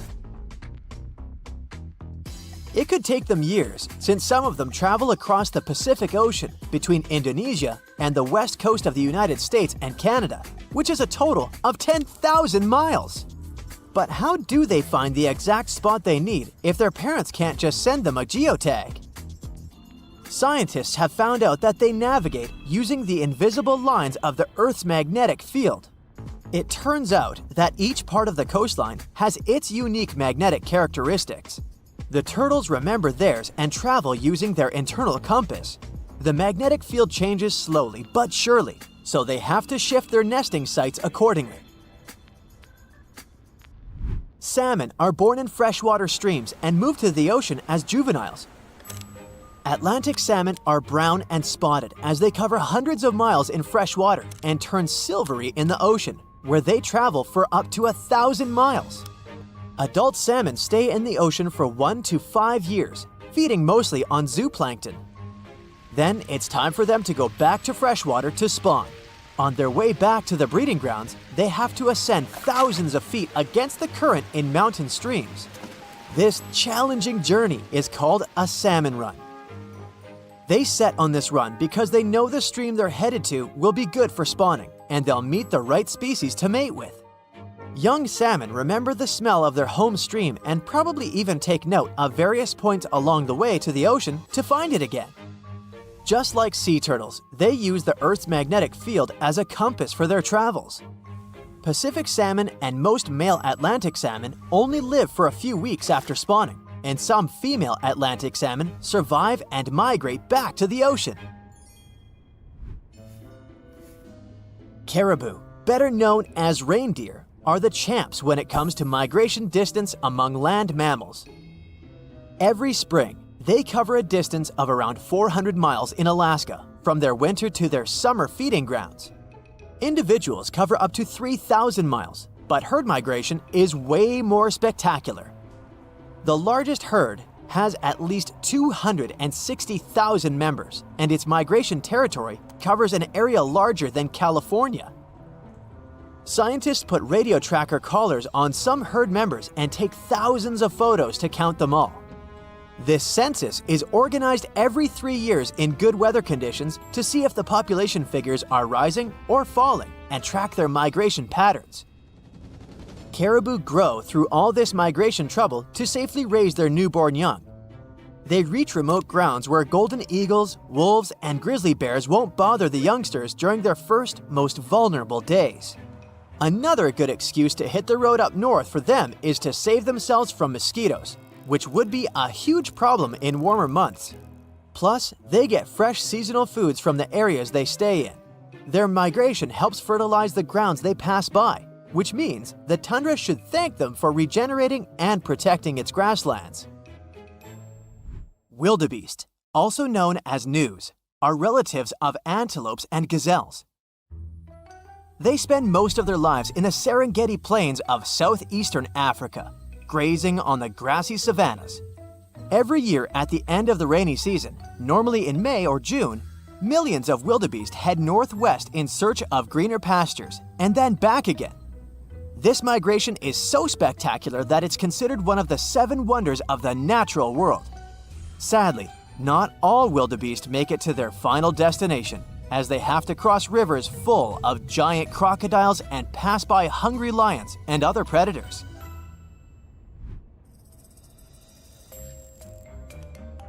If you look at dragonflies' migration routes, you can call them real globetrotters. Scientists discovered one such route that spanned from India to the Maldives, Seychelles, Mozambique, Uganda, and back again for at least 8,700 miles. It's the longest insect migration we know of so far. It looks like they set on this epic journey when the temperature reaches a certain mark and the days start to grow longer. They seem to be following the rains as they start during the monsoon season in India and arrive for the rainy season in eastern and southern Africa. One fragile insect cannot complete the whole trip, so it turns into a sort of relay race that includes 4 generations of dragonflies. Each generation plays its role in the journey. Scientists can't put radio trackers on dragonflies as they do with other animals because the insects are too small. So, to put together the migration route puzzle, they analyzed 21 years of data from volunteer citizen scientists and also wing samples from museums. Each of the samples had a chemical code that could roughly tell where the insect was from. This data helped the scientists understand how far this or that insect traveled as an adult. Elephants are known to have traveled across Africa for centuries. They rely on their herd leader's memory when it comes to recalling the tricky migratory routes. This big elephant boss leads everyone else to sources of ripe food and water when the seasons change. They also migrate to avoid danger, which is mostly represented by humans. Elephants have developed their own communication methods to pass on information about prospective danger.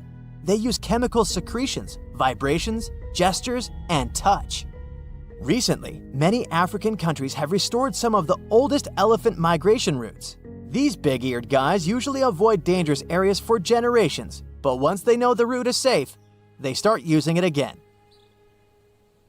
Now sloths can hold their breath longer than dolphins. Yep, incredible but true.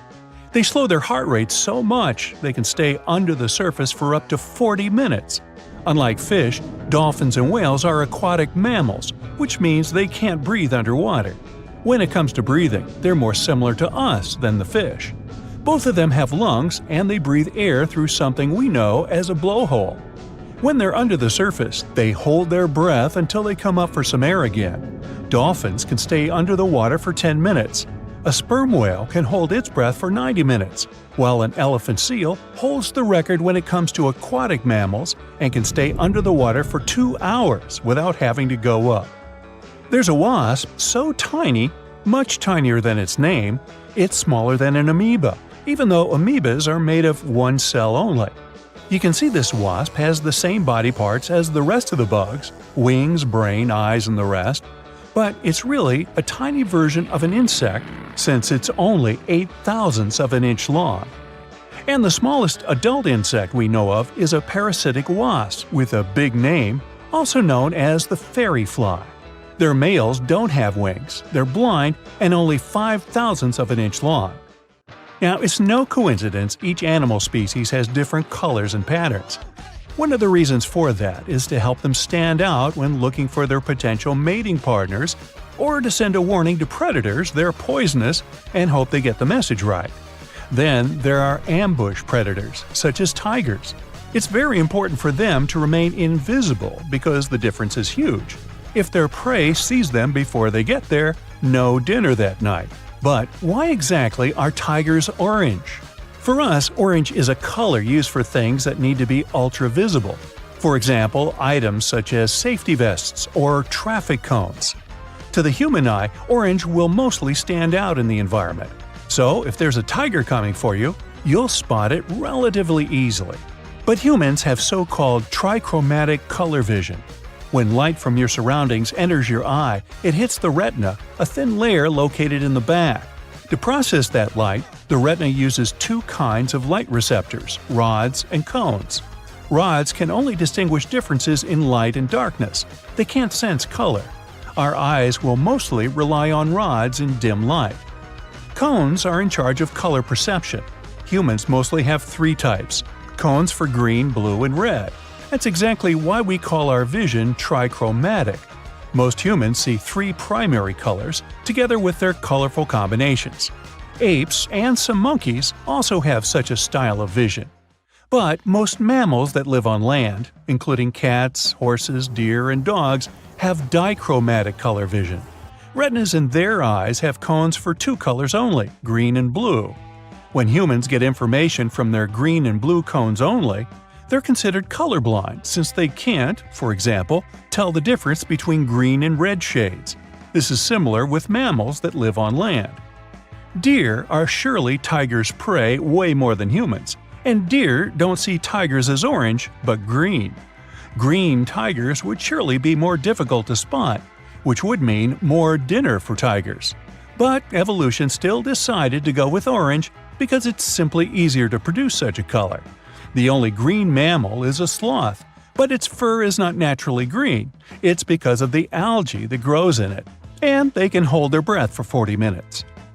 The water around the poles can get very cold during certain periods of the year. There's plenty of fish that live there, but when that happens, they need to swim away to survive.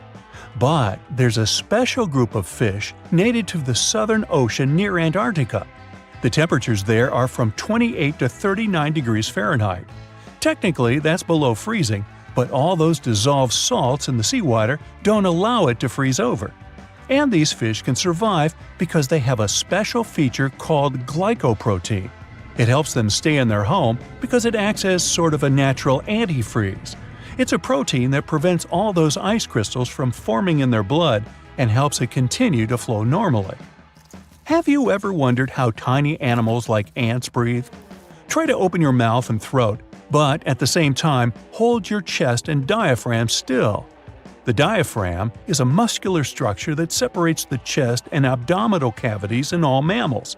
It expands as you breathe. If you can't do this, you can't hold your breath, because oxygen will still find its way into your lungs, at least enough of it to keep up with your body's demands. But generally, when you breathe, diaphragm is actively pumping air in and out of your body. To survive without the diaphragm doing so, you'd need more than one throat and a way smaller body.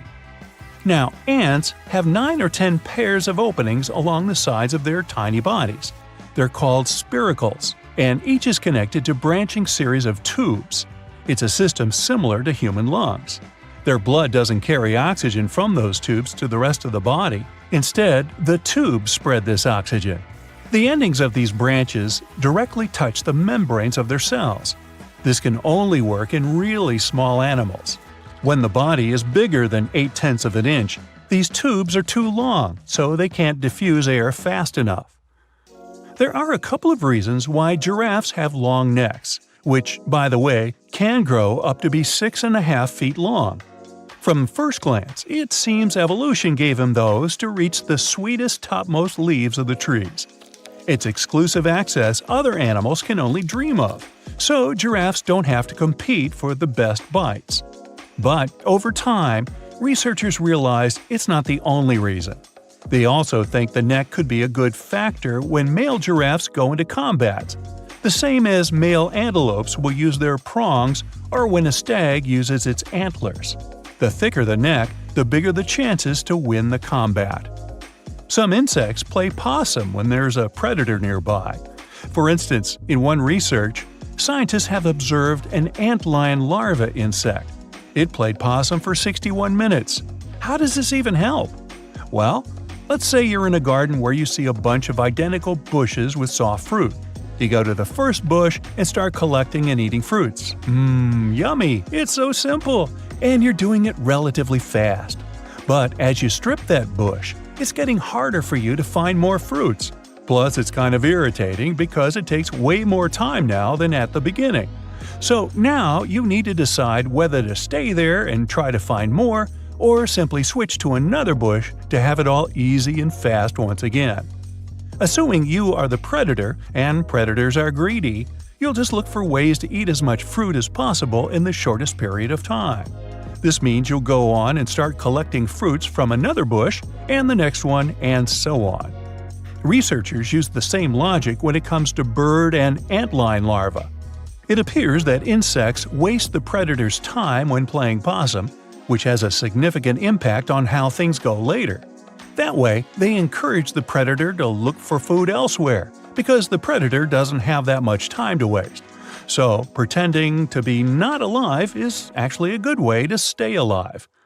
Depending on the species, young birds spend from 10 to 30 days in their eggs. There's no air inside, but Mother Nature created a perfect mechanism for them to still be able to breathe. As a young chick is developing inside the egg, it grows some kind of hollow sac-like structure from the gut. It's like a tiny pouch that fuses with a second membrane that goes around the chick and its yolk. So one end is attached to the chick while the other is close to the inner surface of the eggshell. That way, this special membrane acts like lung tissue and connects the outside world with the chick's circulatory system. Most animals have 2 eyes, but some species need more. For example, some reptiles, amphibians, and fish have a 3rd eye on top of the head.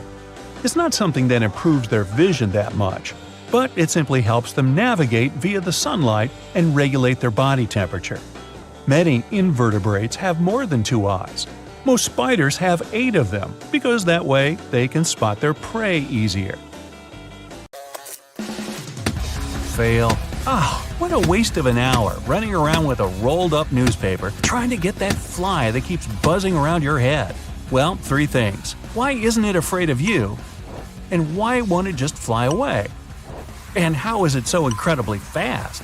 Flies actually have a pretty normal speed for their size. You're just a bit too slow. A tiny fly brain reacts several times faster than yours to what it sees. 1 second to the fly feels like 5 or 6 to you. When a fly looks at you, it sees you as if you're hanging out at the bottom of your local pool, moving around really slowly. What if you dropped a balloon from your bedroom window and watched it fall to the ground? That's how slow a fly sees regular things fall. So it has ninja reaction speeds, but it also has special eyes. They're divided into thousands of receptors that capture light all at the same time. You use small muscle to turn your eyes and head around to look in different directions. Flies don't have these muscles. They don't need them. They can see in every direction at the same time almost. No matter what side you attack from, that fly's almost definitely gonna see it coming. You've probably seen supersonic planes in the movies, turning and flipping around at warp speed. A fly's kinda like that, but with way cooler wings. It can change directions mid-flight, stop, and dodge any obstacles. It can even calculate a flight strategy before it takes off. Well, this time you're really gonna swat that fly. As you raise your rolled-up paper, the insect's brain calculates where it's gonna land.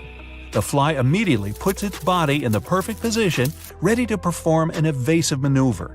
If your hand moves in front of the insect, its legs immediately tilt backwards to help it fly off in the other direction.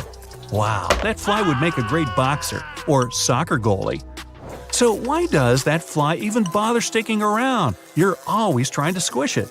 Well, because your body is a 5-star feast and your skin is the buffet table with row upon row of tasty treats. As you move about your day, your skin releases sweat, proteins, carbs, salt, sugar, and all other chemicals that flies are crazy about. Imagine you're hungry and thirsty, walking through a desert. You come over a tall sand dune and see it. Free food! Tables of fruit, candy, sandwiches, and the world's biggest soda fountain. The bouncer looks big, tough, round.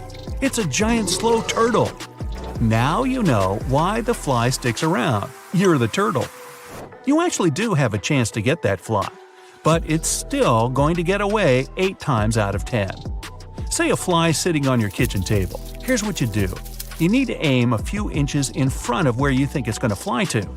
The fly brain will think you're aiming right at it, so you can actually outwit the fly and take it by surprise. The problem? It's really hard to predict the fly's escape route. So you're too slow. How about calling in some backup? Meet the tiger beetle. Speed 8 feet per second. It can't fly, but that doesn't matter. This beetle runs so fast, it loses the ability to see while it's moving. It aims itself at a target and then runs. It's not a ninja like the fly, and it can't change directions mid-sprint. It has to stop before each run. You walk at around 4.5 feet per second, so the beetle goes like twice your speed. But for its size, it's incredibly fast. It runs 125 lengths of its body in 1 second. Now, say you're 6 feet tall. You have to run 750 feet in 1 second. As long as it's on the same surface as that pesky fly, the fly doesn't stand a chance. Or maybe it's time to call in air support. The dragonfly is the fastest flying insect in the world. This little creature can reach 35 miles per hour. That's faster than you riding your bike down a steep hill. The dragonfly's wings also allow it to fly back, right, left, up and down, just like a helicopter. Doesn't matter how fast the fly moves, it's pretty much game over. Flies, dragonflies, and tiger beetles are fast because they don't want to spend a lot of extra time out in the open. There are a lot of hungry creatures around. But there's one insect that runs fast because if it stopped, ouch! To meet a speedy silver ant, you need to go to the Sahara Desert. The sand here is so hot you could fry an egg on it. Sandy. That's why the silver ant speeds at around 2.5 feet per second. It doesn't want to burn its feet. It also has triangle-shaped hair that reflects heat, helping the ant escape the scorching sun. If that ant were human-sized, it could run at 400 miles per hour, faster than the fastest car in the world. There's another ant that holds a speed record. The Dracula ant can't run as fast as the silver ant, but it has the fastest mouth in the world, other than me. It can open and close its jaws 5,000 times, all in the blink of an eye. Literally. How about another fast one, this time a bit closer to home, or in it? The American cockroach can hide in the walls, behind the stove, pretty much anywhere. It's almost impossible to catch. It can run 5 feet per second. That's because of its 6 legs. Each one has 3 knees. Its legs are covered with small hairs that sense any change in the air. That's why it reacts so fast when you walk into the kitchen and turn the light on. And the world record for fastest creature on land is the size of a sesame seed. It's a type of mite, and it can move at 322 body lengths per second. If you zap the mite to turn it to human size, it could go almost 2 times faster than the speed of sound. The mite can even change direction while moving. That makes it the fastest, most elusive creature on the planet. But let's find some animals that actually make us feel good about ourselves. The garden snail. It belongs to the mollusk family, and it likes to take its sweet time. If you were moving at snail speed, you'd take 2 steps every 2 hours. But snails don't care. They've been around for hundreds of millions of years. Snails use their shell for protection, but they have other tricks too. Some snails give off a nasty smell so that no one bothers them. If it gets too hot and dry, snails hide in their shells and seal themselves in using that cool slime they make. That slime also helps them climb up trees. Sloths are the slowest mammals on the planet. Thanks to their slow metabolism, food can take up to 16 days to get digested. Wouldn't be that hard to catch up to one of them, but their slowness actually helps them. You know how in the movies they say, "Stop, don't make any sudden movements"? Well, a sloth has that part down cold. Other animals simply don't notice them up there among the leaves. Manatees are one of the slowest sea creatures, but they're not too worried about anyone messing with them, except for humans in motorboats. They are huge and they have thick skin. It's like a sea tank, but way cuter. Another slow swimmer is the Greenland shark. It swims at less than 1 mile per hour. Like the manatee, it's large and in charge. No one's likely to challenge it face to face. But this all leads to the most hilarious snacking technique ever. The Greenland shark is basically slower than every single fish in the water. The only chance it has is to wait for some of those fish to fall asleep. Then it's snack time. The cool thing is that their easygoing lifestyle actually prolongs their life. The average lifespan of a Greenland shark is 300 to 500 years. They live in the North Atlantic and Arctic Oceans. Imagine you're on a cruise and you see one of these slow-motion giants. It might be 400 years older than you. Now, sloths can hold their breath longer than dolphins. Yep, incredible but true. They slow their heart rate so much they can stay under the surface for up to 40 minutes. Unlike fish, dolphins and whales are aquatic mammals, which means they can't breathe underwater. When it comes to breathing, they're more similar to us than the fish. Both of them have lungs and they breathe air through something we know as a blowhole. When they're under the surface, they hold their breath until they come up for some air again. Dolphins can stay under the water for 10 minutes. A sperm whale can hold its breath for 90 minutes, while an elephant seal holds the record when it comes to aquatic mammals and can stay under the water for 2 hours without having to go up. There's a wasp so tiny, much tinier than its name, it's smaller than an amoeba, even though amoebas are made of one cell only. You can see this wasp has the same body parts as the rest of the bugs, wings, brain, eyes, and the rest, but it's really a tiny version of an insect since it's only 8/1000ths of an inch long. And the smallest adult insect we know of is a parasitic wasp with a big name, also known as the fairy fly. Their males don't have wings, they're blind, and only 5/1000ths of an inch long. Now, it's no coincidence each animal species has different colors and patterns. One of the reasons for that is to help them stand out when looking for their potential mating partners, or to send a warning to predators they're poisonous and hope they get the message right. Then there are ambush predators, such as tigers. It's very important for them to remain invisible because the difference is huge. If their prey sees them before they get there, no dinner that night. But why exactly are tigers orange? For us, orange is a color used for things that need to be ultra-visible. For example, items such as safety vests or traffic cones. To the human eye, orange will mostly stand out in the environment. So if there's a tiger coming for you, you'll spot it relatively easily. But humans have so-called trichromatic color vision. When light from your surroundings enters your eye, it hits the retina, a thin layer located in the back. To process that light, the retina uses two kinds of light receptors, rods and cones. Rods can only distinguish differences in light and darkness. They can't sense color. Our eyes will mostly rely on rods in dim light. Cones are in charge of color perception. Humans mostly have three types: cones for green, blue, and red. That's exactly why we call our vision trichromatic. Most humans see three primary colors, together with their colorful combinations. Apes and some monkeys also have such a style of vision. But most mammals that live on land, including cats, horses, deer, and dogs, have dichromatic color vision. Retinas in their eyes have cones for two colors only, green and blue. When humans get information from their green and blue cones only, they're considered colorblind since they can't, for example, tell the difference between green and red shades. This is similar with mammals that live on land. Deer are surely tigers' prey way more than humans, and deer don't see tigers as orange, but green. Green tigers would surely be more difficult to spot, which would mean more dinner for tigers. But evolution still decided to go with orange because it's simply easier to produce such a color. The only green mammal is a sloth, but its fur is not naturally green. It's because of the algae that grows in it, and they can hold their breath for 40 minutes. The water around the poles can get very cold during certain periods of the year. There's plenty of fish that live there, but when that happens, they need to swim away to survive.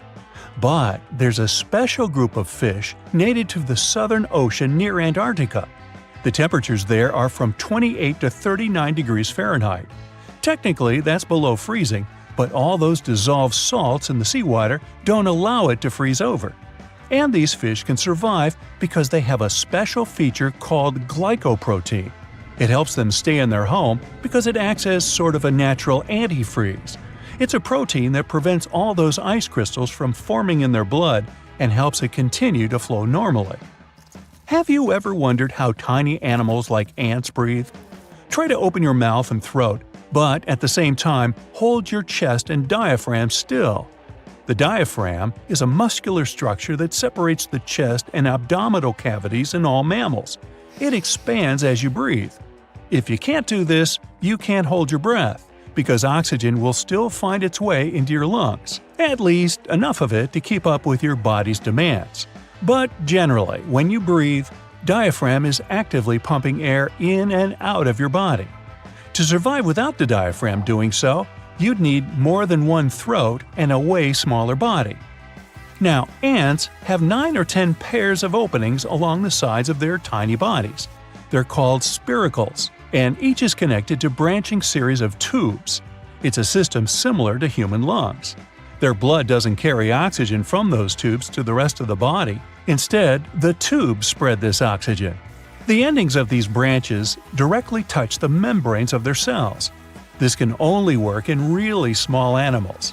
When the body is bigger than 0.8 of an inch, these tubes are too long, so they can't diffuse air fast enough. There are a couple of reasons why giraffes have long necks, which, by the way, can grow up to be 6.5 feet long. From first glance, it seems evolution gave them those to reach the sweetest topmost leaves of the trees. It's exclusive access other animals can only dream of, so giraffes don't have to compete for the best bites. But over time, researchers realized it's not the only reason. They also think the neck could be a good factor when male giraffes go into combat, the same as male antelopes will use their prongs or when a stag uses its antlers.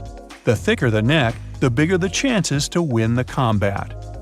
Some insects play possum when there's a predator nearby. For instance, in one research, scientists have observed an antlion larva insect. It played possum for 61 minutes. How does this even help? Well, let's say you're in a garden where you see a bunch of identical bushes with soft fruit. You go to the first bush and start collecting and eating fruits. Yummy! It's so simple! And you're doing it relatively fast. But as you strip that bush, it's getting harder for you to find more fruits. Plus, it's kind of irritating because it takes way more time now than at the beginning. So now you need to decide whether to stay there and try to find more, or simply switch to another bush to have it all easy and fast once again. Assuming you are the predator, and predators are greedy, you'll just look for ways to eat as much fruit as possible in the shortest period of time. This means you'll go on and start collecting fruits from another bush, and the next one, and so on. Researchers use the same logic when it comes to bird and antlion larvae. It appears that insects waste the predator's time when playing possum, which has a significant impact on how things go later. That way, they encourage the predator to look for food elsewhere, because the predator doesn't have that much time to waste. So, pretending to be not alive is actually a good way to stay alive. Depending on the species, young birds spend from 10 to 30 days in their eggs. There's no air inside, but Mother Nature created a perfect mechanism for them to still be able to breathe. As a young chick is developing inside the egg, it grows some kind of hollow sac-like structure from the gut.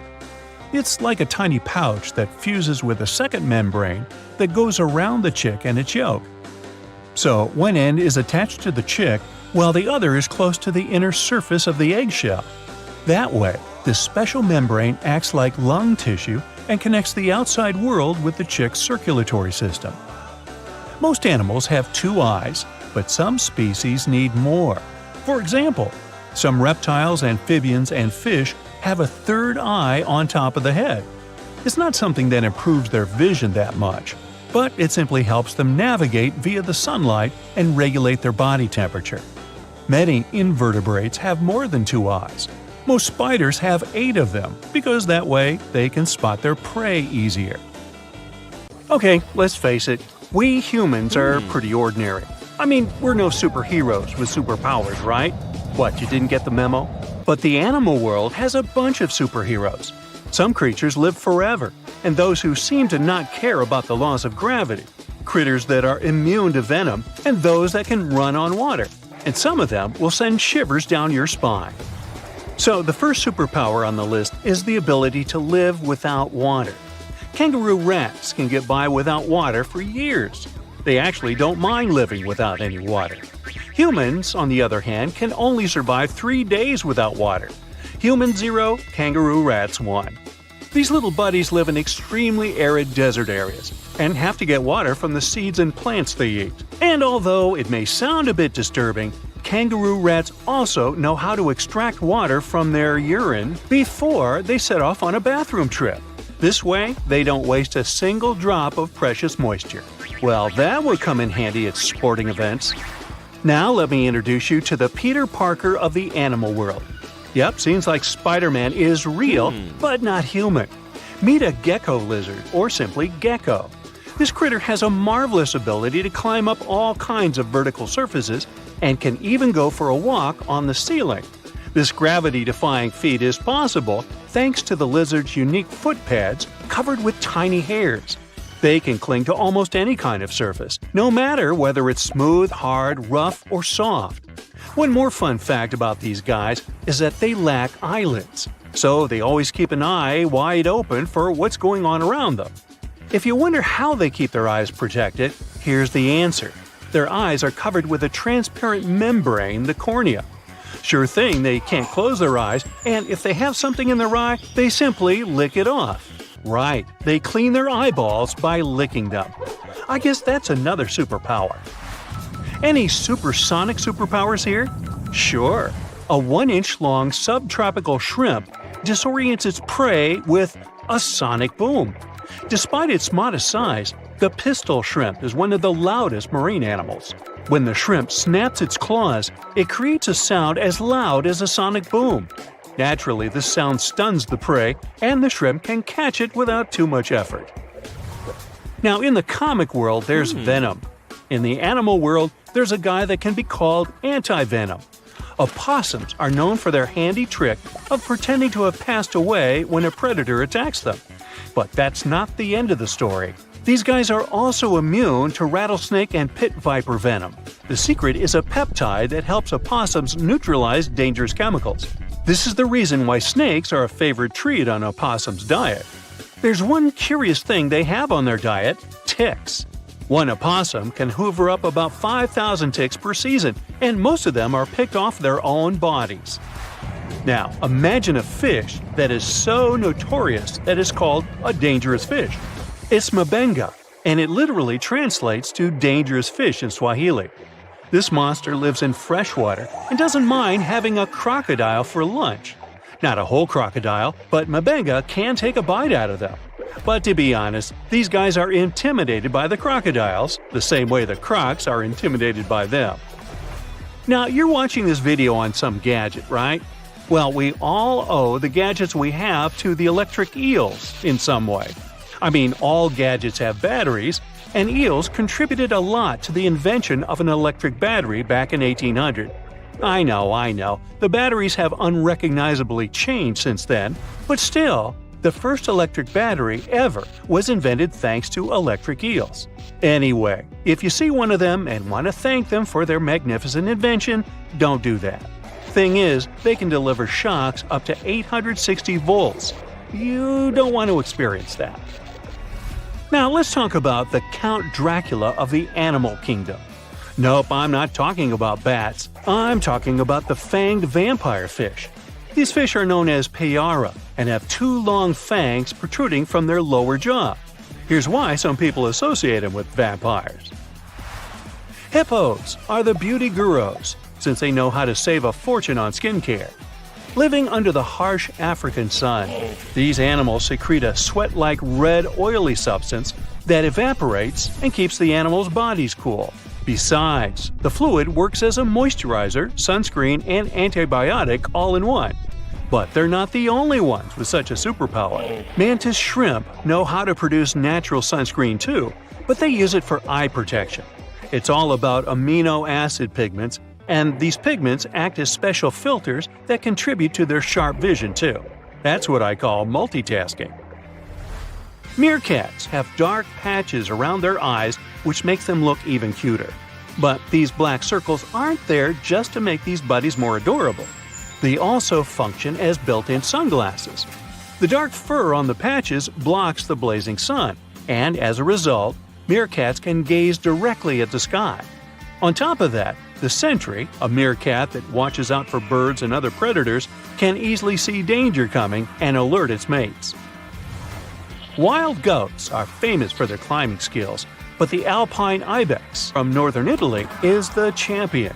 This critter can climb nearly any vertical surface, defying several physical laws in the process.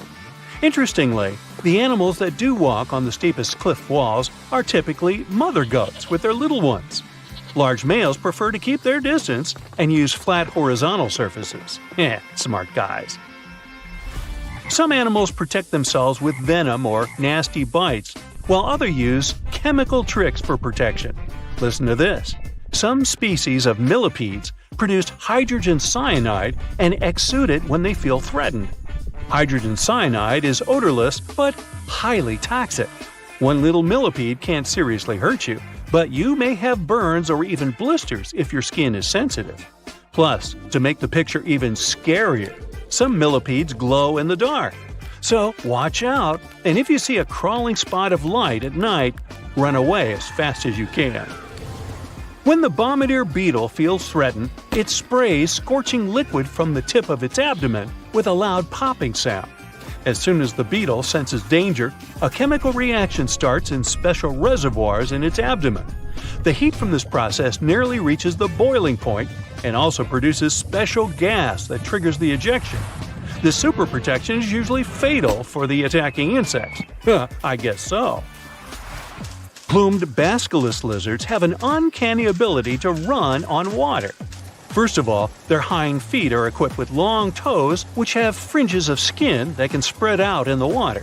As a result, a bigger surface of the lizard's foot comes into contact with water. Then, when it runs on water, it pumps its legs incredibly fast. This creates little pockets of air that prevent the animal from drowning by keeping it on the surface.